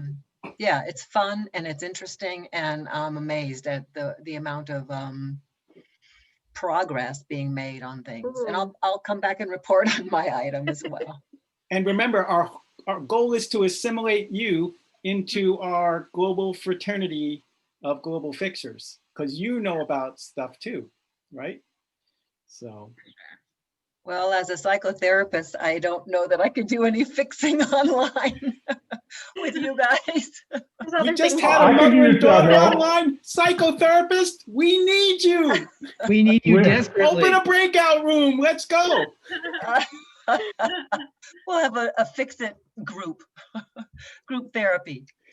Just worry. Sometimes I think I started this thing just so I could get myself some good friends. Okay. It's Well, I think all it's about very my own. therapeutic. I think it's very therapeutic to engage with one's material goods and to have success and to get help. I mean, there's a lot of things that are really good about this. I really like this community. But look, Yeah, I'm going thank for the you. moonshot. I'm going for a wholesale change in the consumer mindset vis-a-vis our consumption, because we know Yeah. it's killing the planet. You know, for you to throw out that iron and buy a new one, that's not the way we got to go. Right, right. I found out about this on an app called Uplift. I don't know if you know about it. It's like positive news, and they featured you guys. And so that's how I came to this group. They hold them That's regularly really- in Santa Fe. Not during the pandemic, but they do hold them regularly in Santa Yeah. Fe. I never managed to be at one, but we're all stuck at home and here we are online. So Silver lining. I have a question about my keyboard. I mean, I know what the problem is. On my keyboard on my computer, the RT 5 and 6 don't work. They don't contact. Okay, so what it is, it's a bad contact in the keyboard. But in order to get to the keyboard, I have to remove about 30 heat stakes, if you know what a heat stake is. Heat stake is, the keyboard will have a bunch of holes in it, and then a plastic knob will stick through it, and then they take a heater and push it down over the knob, which will heat it and shrink it, and then hold the keyboard in place. So the only way you can get the keyboard off is to break every single one of those, well, the only way I know of is to break every single one of those heat stakes. And now you have to put it back on, and then you have to do something very clever about reheat staking it or putting screws in or something like that. Has anybody here experienced repairing something that needs to be heat staked? Dremel tool. Dremel tool. Number two? Dremel tool, D-R-E-M-E-L. Oh. Chris, why are you wearing a mask in your house? Spirit of the times, Peter. Just getting into the swing. It's my own little wry commentary on the state of our culture. Now let's get back to Dremel tools. That's, yeah. So what you're saying, Chris, is that I take this, I don't know what a Dremel tool 2 is, but I can look one up. No, a Dremel tool. He's talking, that's why I wanted him to take off the mask. A Dremel tool? Do you know what a Dremel? Is that better? Yeah. Yes, it is actually. Okay. Well, I have to read lips. All right, we'll get to you on this, Greg. It's a Dremel tool or snips. And join the Discord server with this. This is something we can work on. You know, I want it to be coaches working with other coaches on stuff that they're working on. So yeah. Yeah. So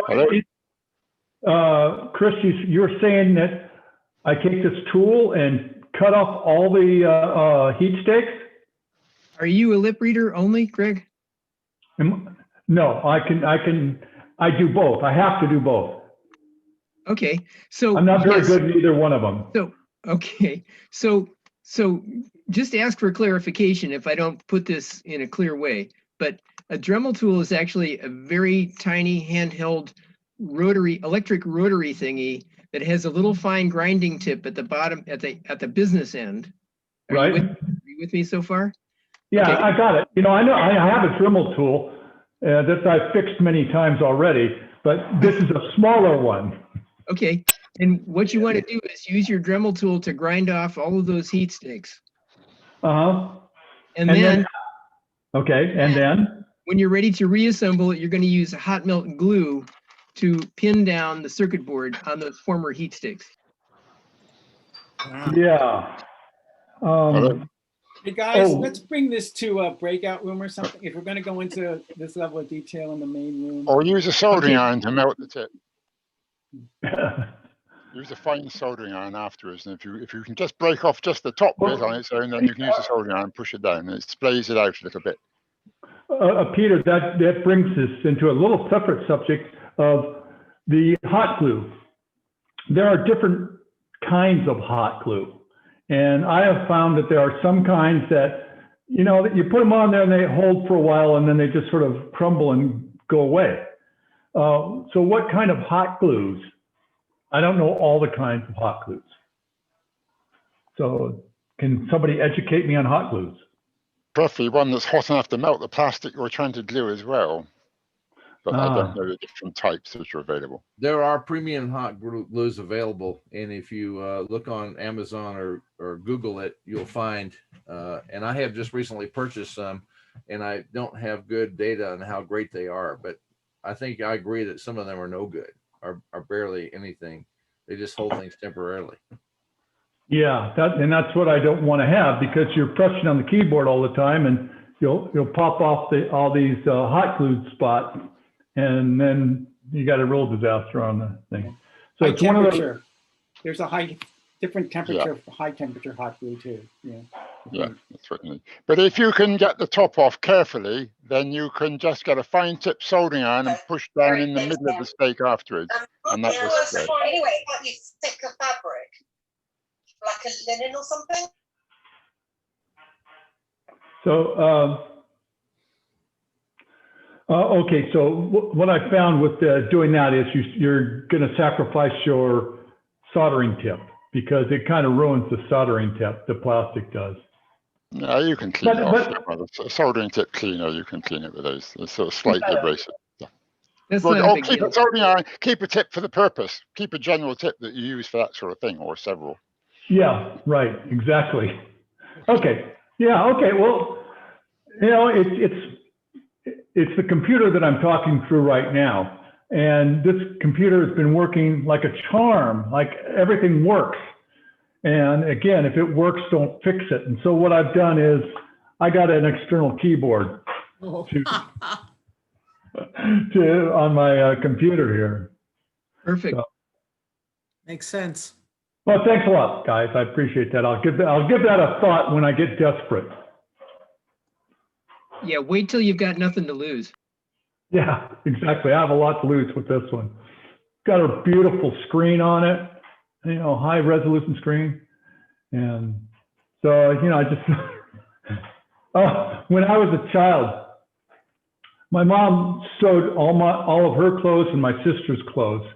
And whenever I got near the sewing machine, my mom and my dad would say, don't touch it. You can't fix it. So I have this mental block about fixing sewing machines. I just don't want to do it. It's scary for me. But I can fix everything else. Well, here's your chance we have the psychologist on lines too, right? I mean, you know, and we had sewing machines, so this is your chance to work on that issue. Well, my first sewing machine that I actually seriously tried to fix, I took it all apart and figured out what the problem was, and I went to order. It was a shaft that was bad. I went to order the shaft, and the shaft was $240, and you can get these things on eBay for the whole sewing machine for $160. So I was like, nah, I don't think so. So Erin and Megan, we've got how many breakout rooms still going? There are. The sewing machine one is still going. The leaf blower. Yeah, the sewing machine one. The e-reader. And the video game console. I've just come back. So do you guys have a hard stop? I mean, do you want to? No, we can keep going. I just told everybody, so basically sewing machines seems like they're almost done. But I told them to go ahead a little longer. Leaf blower, they seem like they're making good progress and they're just kind of chatting. So I told them to come back when they're done their conversation. Okay. And Kobo, they don't think that they're going to be able to fix it, but they're just trying a little longer. And then video game console, same thing, but I think they're going to come back to share what they've tried. Apparently they've tried a bunch of stuff. So I think they'll come back soon. Question? Did we get a report on the head torch? Yes. We yeah, did. they fixed it. Terrific. Just for my own future reference, is there anything to know about it that I might find handy the next time I need to fix one? I can tell you about that if you like. It was it's almost certainly a dry joint on the on the PCB where the switch goes, the white light switch. And by poking it hard, that dry joint was temporarily repaired. So it's a switch. Yeah. Thanks. Or specifically the solder joint between the switch and the board. Yeah, that's right. That's right. Would that have been a micro soldering problem? That's what it really needs, but yeah, not everybody can have that facility at home. Right. Thank you. Yeah, it's a design flaw because what you have is you're pressing on the button, and in the act of pressing on the button, you're torquing the switch, and so that's putting pressure on the solder joint, which is a bad thing to do. So anyway, design flaw. Yeah, there's a lot of problems that are caused by asking an electronic solder joint to withstand a mechanical load. Yeah. Yep. USB connectors are classic. They peel off from the board when you wiggle the USB cord, right? Tough. Surface mounted parts that are designed to be mechanical connectors. You need through hole. Yeah. Either that or design your switch so the force is perpendicular to the board. Exactly. So is there anyone here who wants to go into one of the breakout rooms and can't? We can route you there. I'm going to thank you all, and I'm glad for my success today. And we'll see you next time. Make sure I get an email. I don't know if I've been missing anything. Thank you very much. Okay. Bye, Greg. Greg, thank you. I'm going to head out too. Thank you from Santa Fe, New Mexico, and love that this is happening online. Appreciate it. You're leaving our group therapy session? Yeah. Before you leave, can I ask what the solution was to your steam iron problem? Yeah, actually, they gave me, the experts gave me a couple of different things to use to descale it. And so I'm going to try, one of them is hydrogen peroxide, and the other one is a product called CLR, which is a descaler. And I'm going to give those two things a try and see if they might clean out all the debris and the gunk in there. I don't know if you have a local dollar store, but they sell CLR at my local dollar store in a green bottle. Oh, okay, good. And do you put Not it that in, we can go out right now. We're on totally, our governor just shut everything down. So I'm going to have to use what I have in the house for now. do you use it full strength or dilute it? The CLR, you dilute 50-50 with water and you only leave it in there 2 minutes. So I have some real good instructions. Okay, great. I just had the same question, but I was in a different group, so I didn't hear the solution. Yeah, the hydrogen peroxide, I'll use full strength and leave it in for like an hour. And if some small hose or something is totally clogged up, it's probably not going to work. You'll have to disassemble it and then, find the bad hose and, go through the thin wire or God knows what. But once things are plugged up to that point, the solution won't get in there, and you can't get to the point where it's clogged. Kind of like when you need a snake in your clogged kitchen sink, right? There's only so far you can go. You can pour the fluid in all you want, but it won't get down to the clog. How about a bicycle shifter cable? Gunk coming out. Wasn't the gunk coming out? Just dribble. Hey Bob, turn on your camera. I don't know if it works. Let's see. Okay. Yeah. And how about a bicycle shifter cable? Something thin if she really has to go in there to like. So I'm not going to open up the iron. It works really well on dry right now. And if I can't clean this out and use the steam function, I'll just use it as a dry iron. Because the information I got was that once you open an iron, it's very complex and it's really hard to get back together. Go ahead, Wayne. No, I don't be afraid. You probably can fix it. But yeah. Well, maybe I'll come back on and you can go into a breakout with me once I've checked these other things. I'm hopeful. I'm hopeful that it will work though. Yeah. Yeah. I will only use distilled water ever if it works. Yeah. every appliance that has, you know, a water circuit is prone to this problem. Espresso machines, coffee machines, carpet steamers, you know, these kinds of things. And even if you have distilled water, you still get some amount of minerals in there, and in some small place you get something stuck, and that's that. And you'd think the manufacturers would make it easier for us to go in there and address that problem, because it's inevitable. It's inevitable. No, they want us to throw the iron away, buy a new one. I think so. I think so. Or, you know, liability concerns. If they tell you how to open it, you might hurt yourself. Yeah. So, but if, you know, anything with a water circuit's going to be clogged. Let's figure out how to unclog our water circuit. All right. We'll try this phase 1 and 2 first, and if it doesn't work, maybe I'll come back and have a second, get some help opening it up. All right. Well, thank you, everybody. Take care. Cheers. Have a great Bye. weekend. Thanks so much. Thanks for Kirsten being a just said that contestant. did you hear what Kirsten or read what Kirsten wrote in the chat? What's she that? fixed the second door handle. She's been empowered. It's working.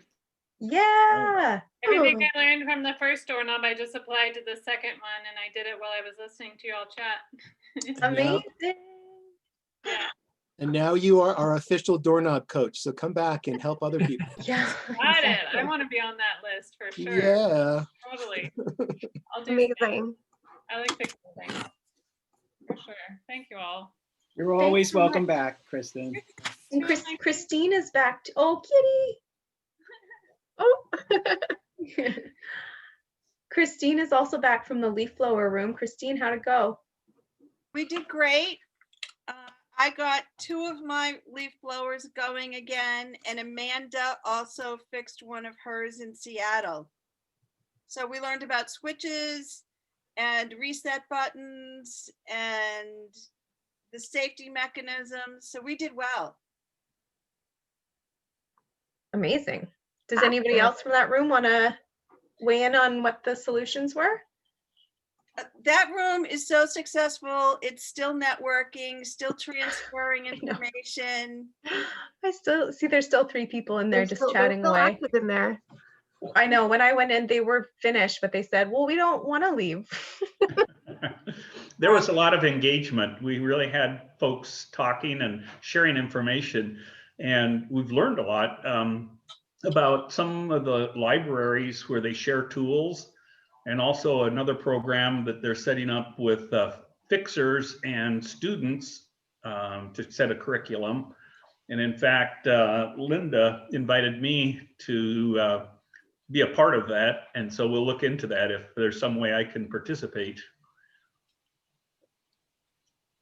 But it was interesting. Awesome. Where we were fixing Christine's 2 leaf blowers, and was it Amanda? She was watching, and she happened to have one, and she grabbed her leaf blower and followed along and fixed it too. So we got an extra fix in there.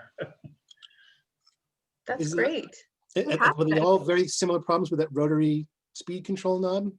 It's actually the safety circuit where there's a device that has to be installed to keep your fingers out of the fan, and it engages a switch. And that's the typical area, and that was the area on these that the switch wasn't being engaged. Is there an opportunity to share some pictures and repair guides and put a repair guide together on this, or maybe it's already out there? Because I've had that exact problem with mine. The plastic wears away and it won't turn on. Yep. So you figured that one out too. Yeah. Long time ago. Yeah. Yeah, you'd bang it on the ground and it would start working again. So the bad switch. But this seems to be such a common problem. If there aren't, isn't a repair guide somewhere on the web, some of us should create one, right? With a couple of pictures and a few paragraphs of text and save people the trouble.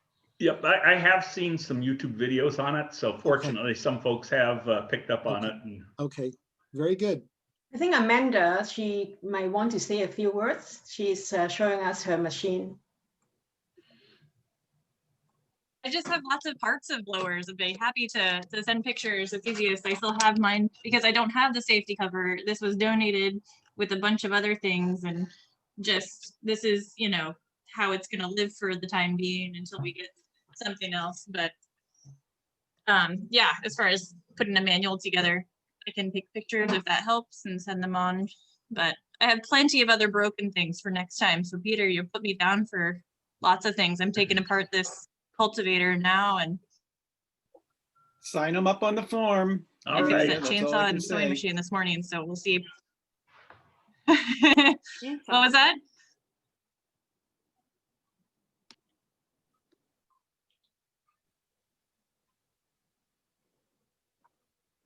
Just wanted to say thanks you all. It's always very interesting.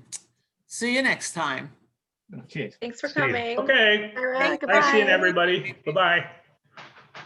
Bye-bye, Tom and Christine and Amanda. Thanks, Tom. Yep.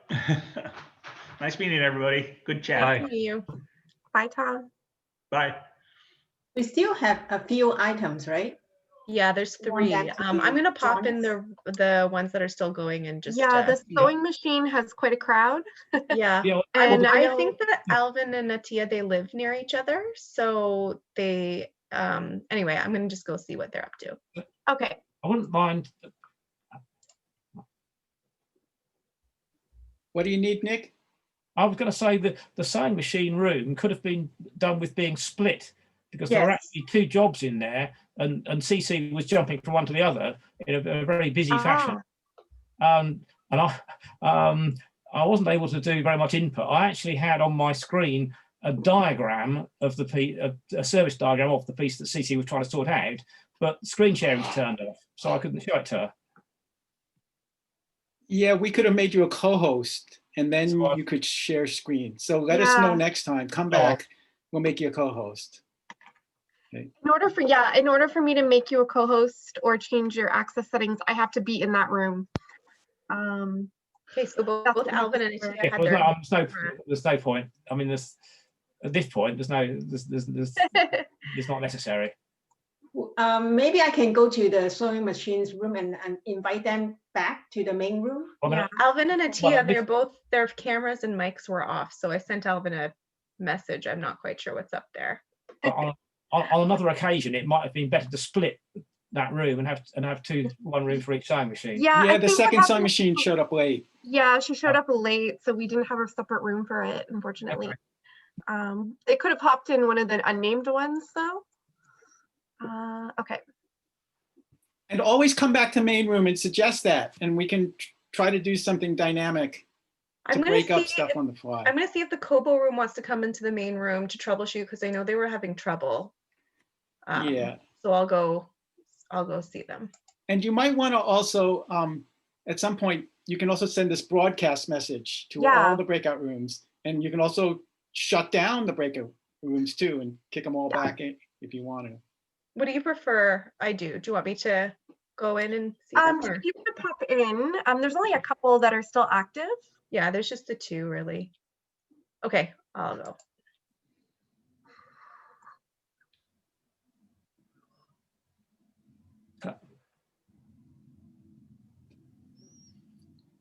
Right, I'm going to go and have my supper, I think. Thank you all very much. A really enjoyable evening, and see you next time. Thanks. Thank you, Des. It's always great to have you. Thanks, everybody. This was fun. I'll see you later. Thanks, Wayne. Bye. And remember that we can continue to do the fixing on the Discord server between these events. So I'm actually trying to figure out how to weave the 2 together. Like Andrew, it's great to see you here from Bristol. You guys are really doing a ton of work from what I can tell over there in your local group, right? Yeah, we are. I'm just south of Bristol, in Keynsham. We've got a group. I've done it a few times there. This is absolutely fantastic, but it looks like it needs quite a bit of running, quite a bit of admin on your side. Well, we are running something from around the world, which is amazing. I mean, none of the Australians showed up today. You know, unfortunately, I don't have the latest version, so I was unable to go into the other rooms and have a look, which is a shame. But nevertheless, it's absolutely fantastic. So if we can do something like this, this would be brilliant. Well, join our group. Make it part of this. Really, you're welcome. We'll spotlight you in the same way. Bring them all over. We'll be thrilled to have you. Okay, so do you have, I missed the bit you were talking about earlier on with the link or, I did get this from the leader of our group today, so I guess she probably has the information. I don't see anybody else in here from our group, but okay, I'll go back to her and suggest that we get linked up with you, because this is brilliant. Thank you. We'd love to have you. Okay. The more the merrier. We have this global fraternity of global fixers, you know, and we all know something about something. So even the people bringing repairs, in some ways you can make a case they get a better outcome from this than they would just being assigned a single repairer at a repair cafe or a Fixit clinic. Absolutely, it seems fantastic. A number of people, I feel anyway, have obviously learned something in this process today. That's, well, as you say, what it's all about. So that's really nice, very satisfying to see that sort of thing. People realise that they can actually do it, and they've been conditioned for so long to throw everything away. This is great. Thank you. I think you have two microphones going on, both the headset and the laptop or computer. Turn on the microphone. Yes, massive echo. It still is it? Oh, okay, I'll unplug the headset. Oh. You hear me now? Oh, right, much okay. better. Yeah, one of you. Okay. Good. Sorry, did you not hear what I said? Well, yes, twice. Good. Okay, that's fine then. Yeah. It's weird. So is anybody due to come back now? You went to try and get them back, didn't you? And they're coming back from the Kobo e-reader room. In fact, Morgan is here. Morgan, do you want to share what happened? Well, we tried pretty much everything to fix my screen, so my e-reader, so that the we check all the connection, the button here, like unplug everything, plug it all again, but we can't find what is wrong with it. So perhaps the screen they sent me is not working, so I might just ask to exchange it with another one and give it a go.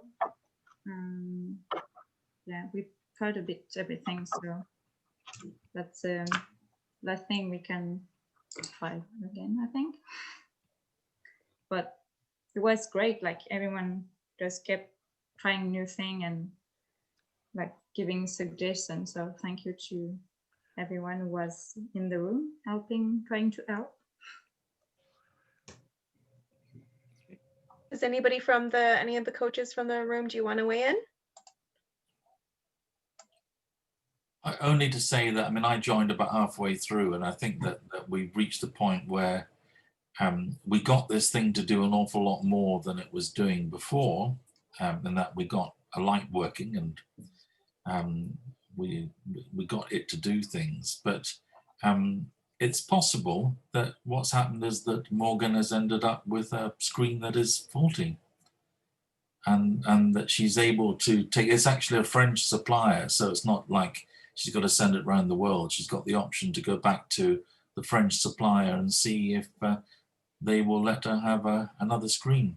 And then if you want to bring that back here to the next session, whenever that is, and Megan or Peter will tell you, then we'll have a look. I will warn you that these e-ink displays, I've done it with just trying to change a battery out of one of these Kindles, and then you put the new battery in and it never starts up again. Okay. So there's something about the processor in these things that is, she can try. If they'll give her another one, she can try. But I think there's something about them that's very metastable.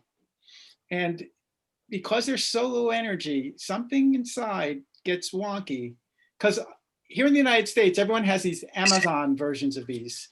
And if you look on the chats and channels, there's all sorts of stuff about how I put in a new battery, it never started again.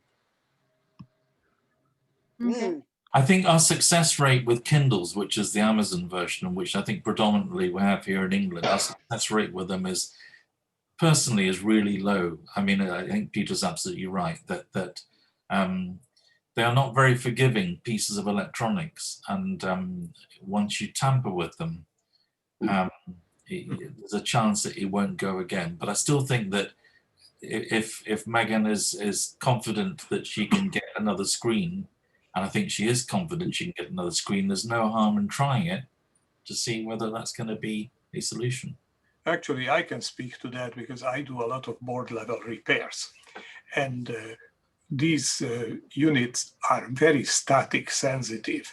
And if people start working on it without having a static eliminator wrist strap grounded properly, it's very easy to blow them. I've seen many of them like that. Yeah, yeah. I will never touch one without having the strap. And that's true with some of the HP and some of the Lenovo notebook motherboards also. Thanks for the tip, Frank. I wouldn't have thought of that. So we're working on one of these in the Discord server. She's got a Kindle, somebody from Toronto. And Morgan, you're welcome to add this to the Discord server, and maybe somebody does some deep dive research and can help.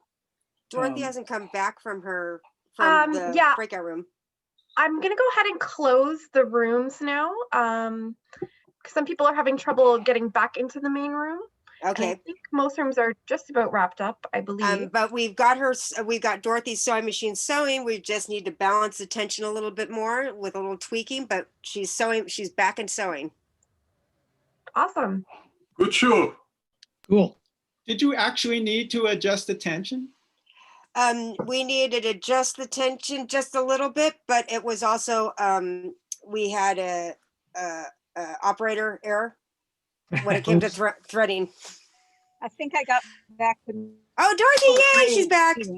So so we went from the machine not picking up the bobbin thread to picking up the bobbin thread and making stitches. And we are just now, as I advised Dorothy, that they have all stitches need to be balanced, and in your manual there's a place where it shows you how to adjust for stitch balancing, because your needle to stitch ratio and the way that the thread comes in is very important.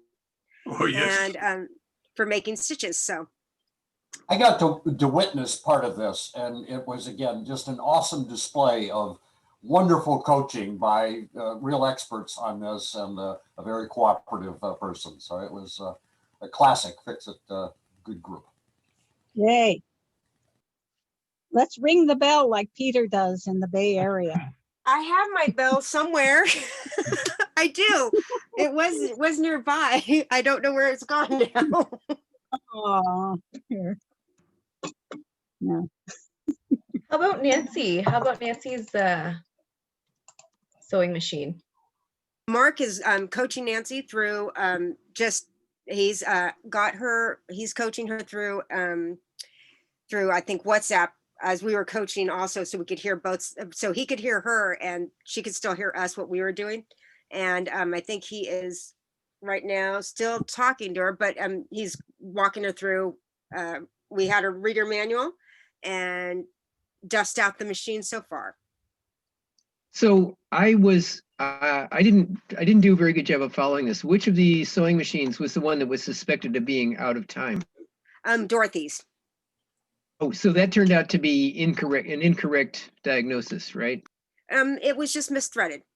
I hear you. Because I was seeing when we went down and we had the needle go down, we could see that it was catching the needle, but then it wouldn't bring the loop all the way around to finish to complete the stitch. So I had her follow her line of her threading, and I saw immediately that she was wrapped around something she shouldn't have been wrapped around. I hear you. And I mean, as I said, if you remember the mantra, start from the top, find yourself a guide that'll take you down and around to something that goes up and down. and Read jump the through the manual. Read the manual. Yes, RTFM. Oh, Read the RTFM. factory material. Yeah. Oh, yeah. Yeah, it does help, and people need. And you know what's funny is, I've done it myself. After not working with a certain machine after a long time, you'll run into the fact that you have forgotten how to thread it, even though you've been sewing for all these years. And when I was asking her about the tension, that was one of the things is sometimes it looks like it's flossed and sometimes it's an optical illusion. Yeah, also I'm sometimes getting a the little bobbin panic thread about it. goes clockwise, and sometimes it goes anti-clockwise. And I've had my machine for about 15 years, but I still check which way to do the bobbin thread because my old machine was the opposite, and that's kind of ingrained in my brain. It's even worse when you have multiple machines and they are. Yeah, I know the problem. Yeah, but one of the first things I always check was I look inside and I check to see if the bobbin's correct. Yeah, that's the bobbin so many size. times somebody has gotten their bobbin mixed up with an old bobbin they had from their old machine. Yeah, exactly. And so that's often a time something that has come up on numerous occasions. And you can buy packets of bobbins that say universal, but they're not actually. They're not. No such thing. Exactly. There's universal needles, and those are fine. Universal needles for your type. Yeah, exactly. Universal means that it can go knit or needles or, and needles. woven, but that doesn't mean that it's universal to all machines because industrials don't fit in. Exactly. That's an overlocker. You've got to have a double needle. That's exactly it. Yeah. Although I have to say thank you, Janome, for having needles that are the same as your sewing machine needles. That's a really nice. Hi, Cece. Hi. So Nancy. Peter, not Peter. Oh my Mark. Mark helped me figure out how to clean my machine and how to oil everything. So I'm going to go off and buy some sewing machine oil. What time does this end, by the way? I think we're ending in like 5 or 6 minutes. Okay, yeah, I want to give Atia a chance to talk after we're done talking about the sewing machines, and then I think we'll be finished. Okay. So yeah, she's going to go out and get her Nancy, the other sewing machine person, is going to get what I always say, sewing machine oil, not anything else. Nancy, so where are much. you from? Where are you from? You didn't tell. Toronto. Okay. Is it a second-hand machine, Nancy? Pardon? A second-hand machine, not new to you. Yes, it's very old. And someone said, "Do you want a sewing machine?" So I said, "Sure," but having no clue what to do with it. But I've always wanted to sew, so that's a great machine to start on. It's a great machine. I have 200-year sewing machines that I just acquired, one free and one that was a little bit of money, but it was still a great buy. I have my mum's sewing machine. My mum is 91, and I have her sewing machine. She was given, I think it was her 21st birthday. Oh yeah, see, those are the best. It's an old, it's a black and gold Singer, but electric. Yeah. And it has the most beautiful tension. So if I'm doing something like making curtains where I want a long straight stretch, I use that. Also, if you're looking for manuals, sewusa.com. They are the queens of having at least threading. They have free threading examples, and oftentimes they can get manuals for like $7, and they're really great ladies. There's quite a few free. Singer has most of them for free. Yeah, most of them, but also sometimes. Isaac's.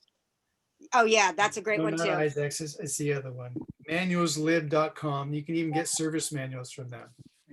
Yeah, I was looking at a free one online yesterday, and it was very badly scanned, and it was a bit tricky to read, but it was.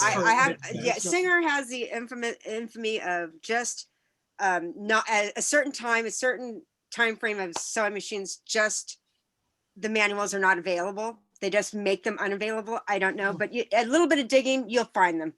Scripps has been really good. Let's hear from Atia. Okay. Okay. Yeah, Atia and Alvin was helping her quite a lot too. What should I do with the PS3? Like what will happen to it? You know? So does anybody we from tried here? She's got a PS3. There's no video output on it, and it's using HDMI. So we tried a few different things. We tried a different cable. We tried a different television screen. At one point there, we also tried to reset the PlayStation 3 video configuration. So there's a little procedure you do that. You hold the power button on startup and then it beeps twice. And that indicates that it's been reset. But we tried that, there was nothing there. The PlayStation 3 does have two video outputs. It has a HDMI and a AV. So that's your standard yellow, red, white connectors. The problem is it doesn't have the ports on the PlayStation. There's a composite cable that you need to get. It's proprietary for the PlayStation 3. The PlayStation 2 one works with it though, and I have a PlayStation 2. So I went over and I dropped it off at her. She was like 10 minutes away from me. So we tried it out, but it didn't work, unfortunately. There's something much deeper at play here because there's no video signal. Now we're at least getting an error message on the TV. There's no... Is there any solution? Yeah, so what that means, right, when we're getting no IO signal there and it's powered on and it's responding to the video configuration reset, it's trying to read a disk and all that other stuff, it's probably an IO issue on there. I'm not sure if the IO on the PlayStation 3 is a separate daughter board. If it isn't, then you'd have to replace the entire main board on it. If it is a separate daughter board, then maybe they just sell that daughter board.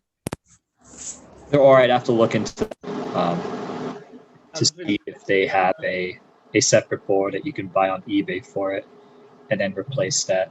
But there are a lot of good guides on how to replace that online, and it looks pretty simple as long as you got a screwdriver. iFixit has a pretty good manual. Has it ever worked?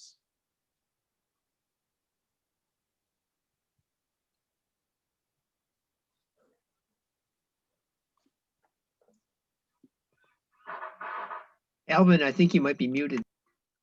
Yeah, you dropped. Atia, has it ever worked on your TV?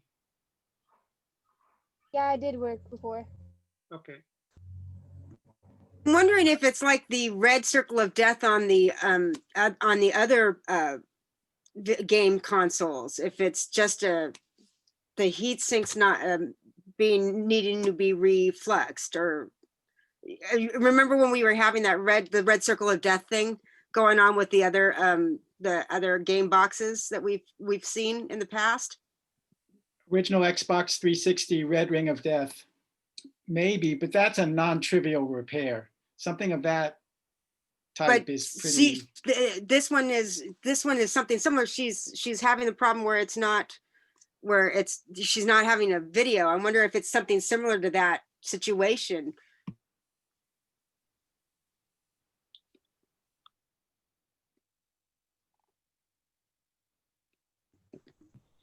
The power on button works.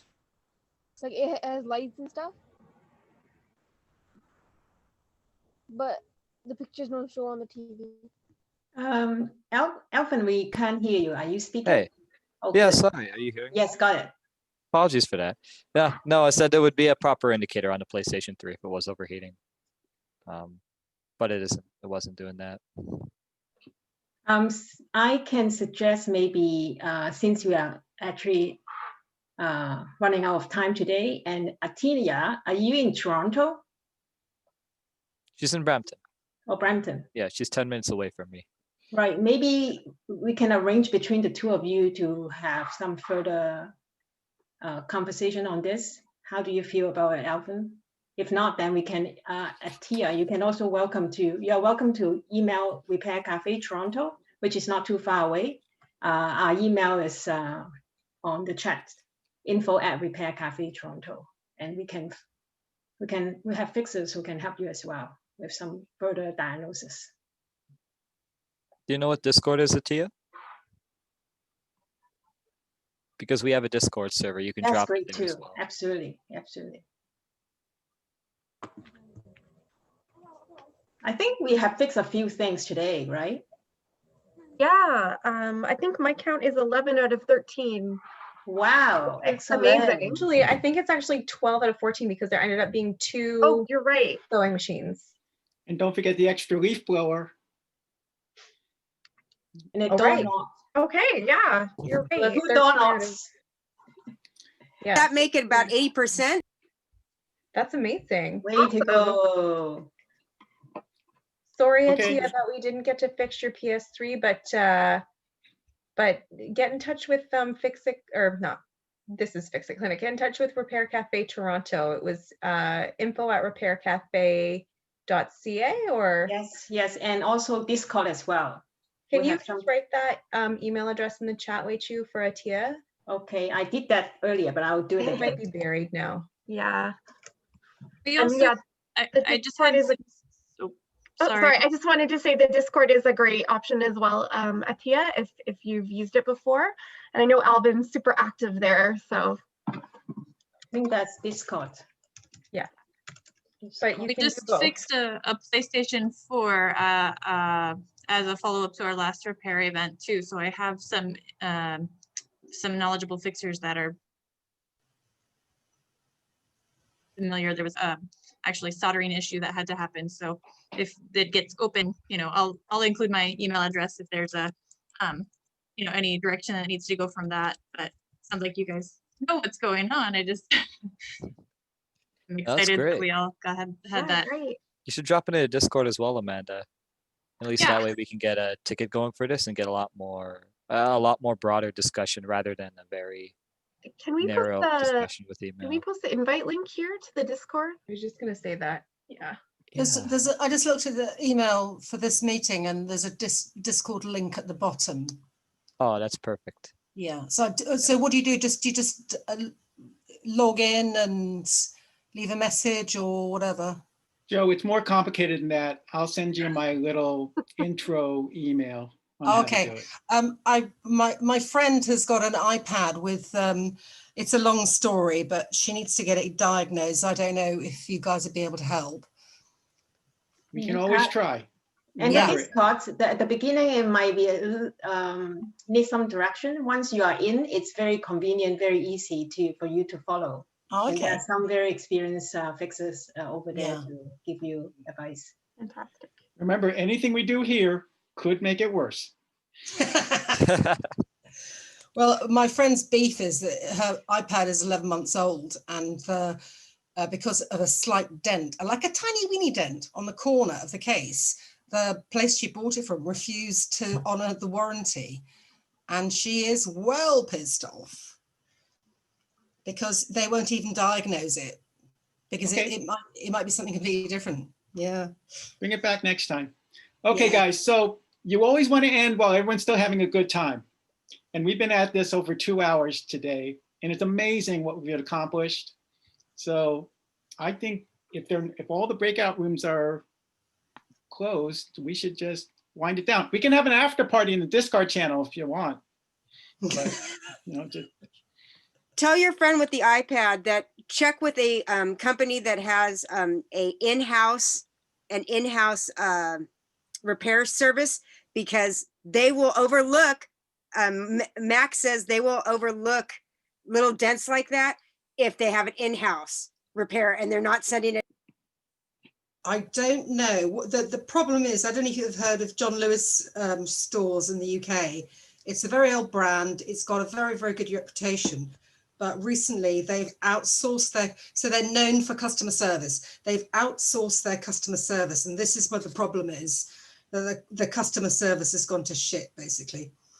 And Well, I don't think they have an in-house repair. Yeah. So there's a thing about Apple. They told me this. I had an Apple under Apple Care and it had dents on it. And they said, we can't handle that. We can't do that. I go, well, you took it in last time like that. And they said, you just have to find a place that has an in-store servicing and they're not sending it to Apple and then back. Yeah, like an independent. Yeah. An Apple store Yeah. would be preferable. That's what the Apple Store does. If the Apple Store has to send it to their servicing area, they won't do it if it has any cosmetic damage. Well, this has only really happened this week, and she had a conversation with Phil from our Repair Cafe, and he suggested Apple Genius, at the Apple Store, so she hasn't been able to do that yet.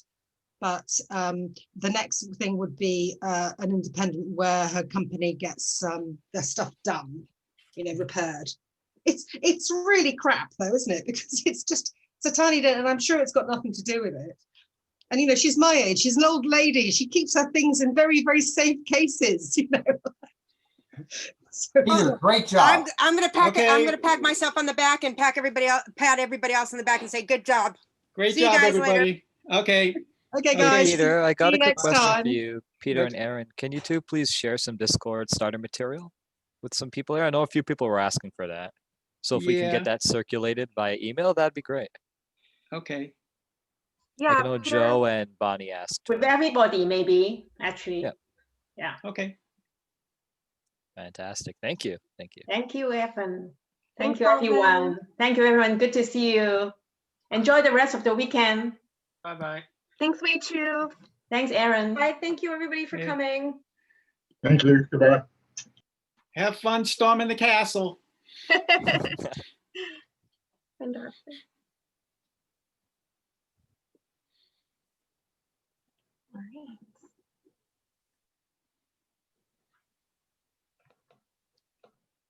Tia, are you trying to get our attention before we shut down? Oh, you're You're muted. muted. Yeah.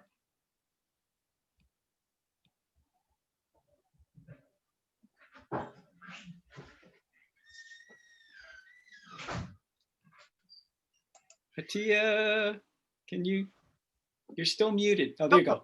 There you go. Yeah, I don't know what's happening. I can't close the thing. Oh, you can't close. Did you get the information in the chat, Atia, about where you can email? Alvin sent you a message. And I'll email you, Tia, to get on the Discord server if you want, if you can try to do that. What's a Zoom join a meeting thingy? Because I actually can't see anybody of you. Oh, I don't know. I don't know how to fix that. Me neither, unfortunately. Yeah, we're shutting down now. Anyway, but thank you so much for being part of it. Yeah, you can close it. Okay. It'll close on our side. Okay, wait, let me ask my sister. What's the join meeting thingy? Because it's not working for me.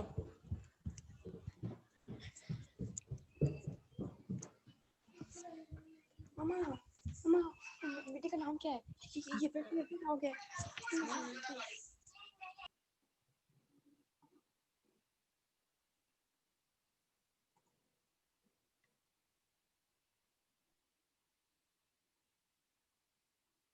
This is fascinating. You're still muted, Atia.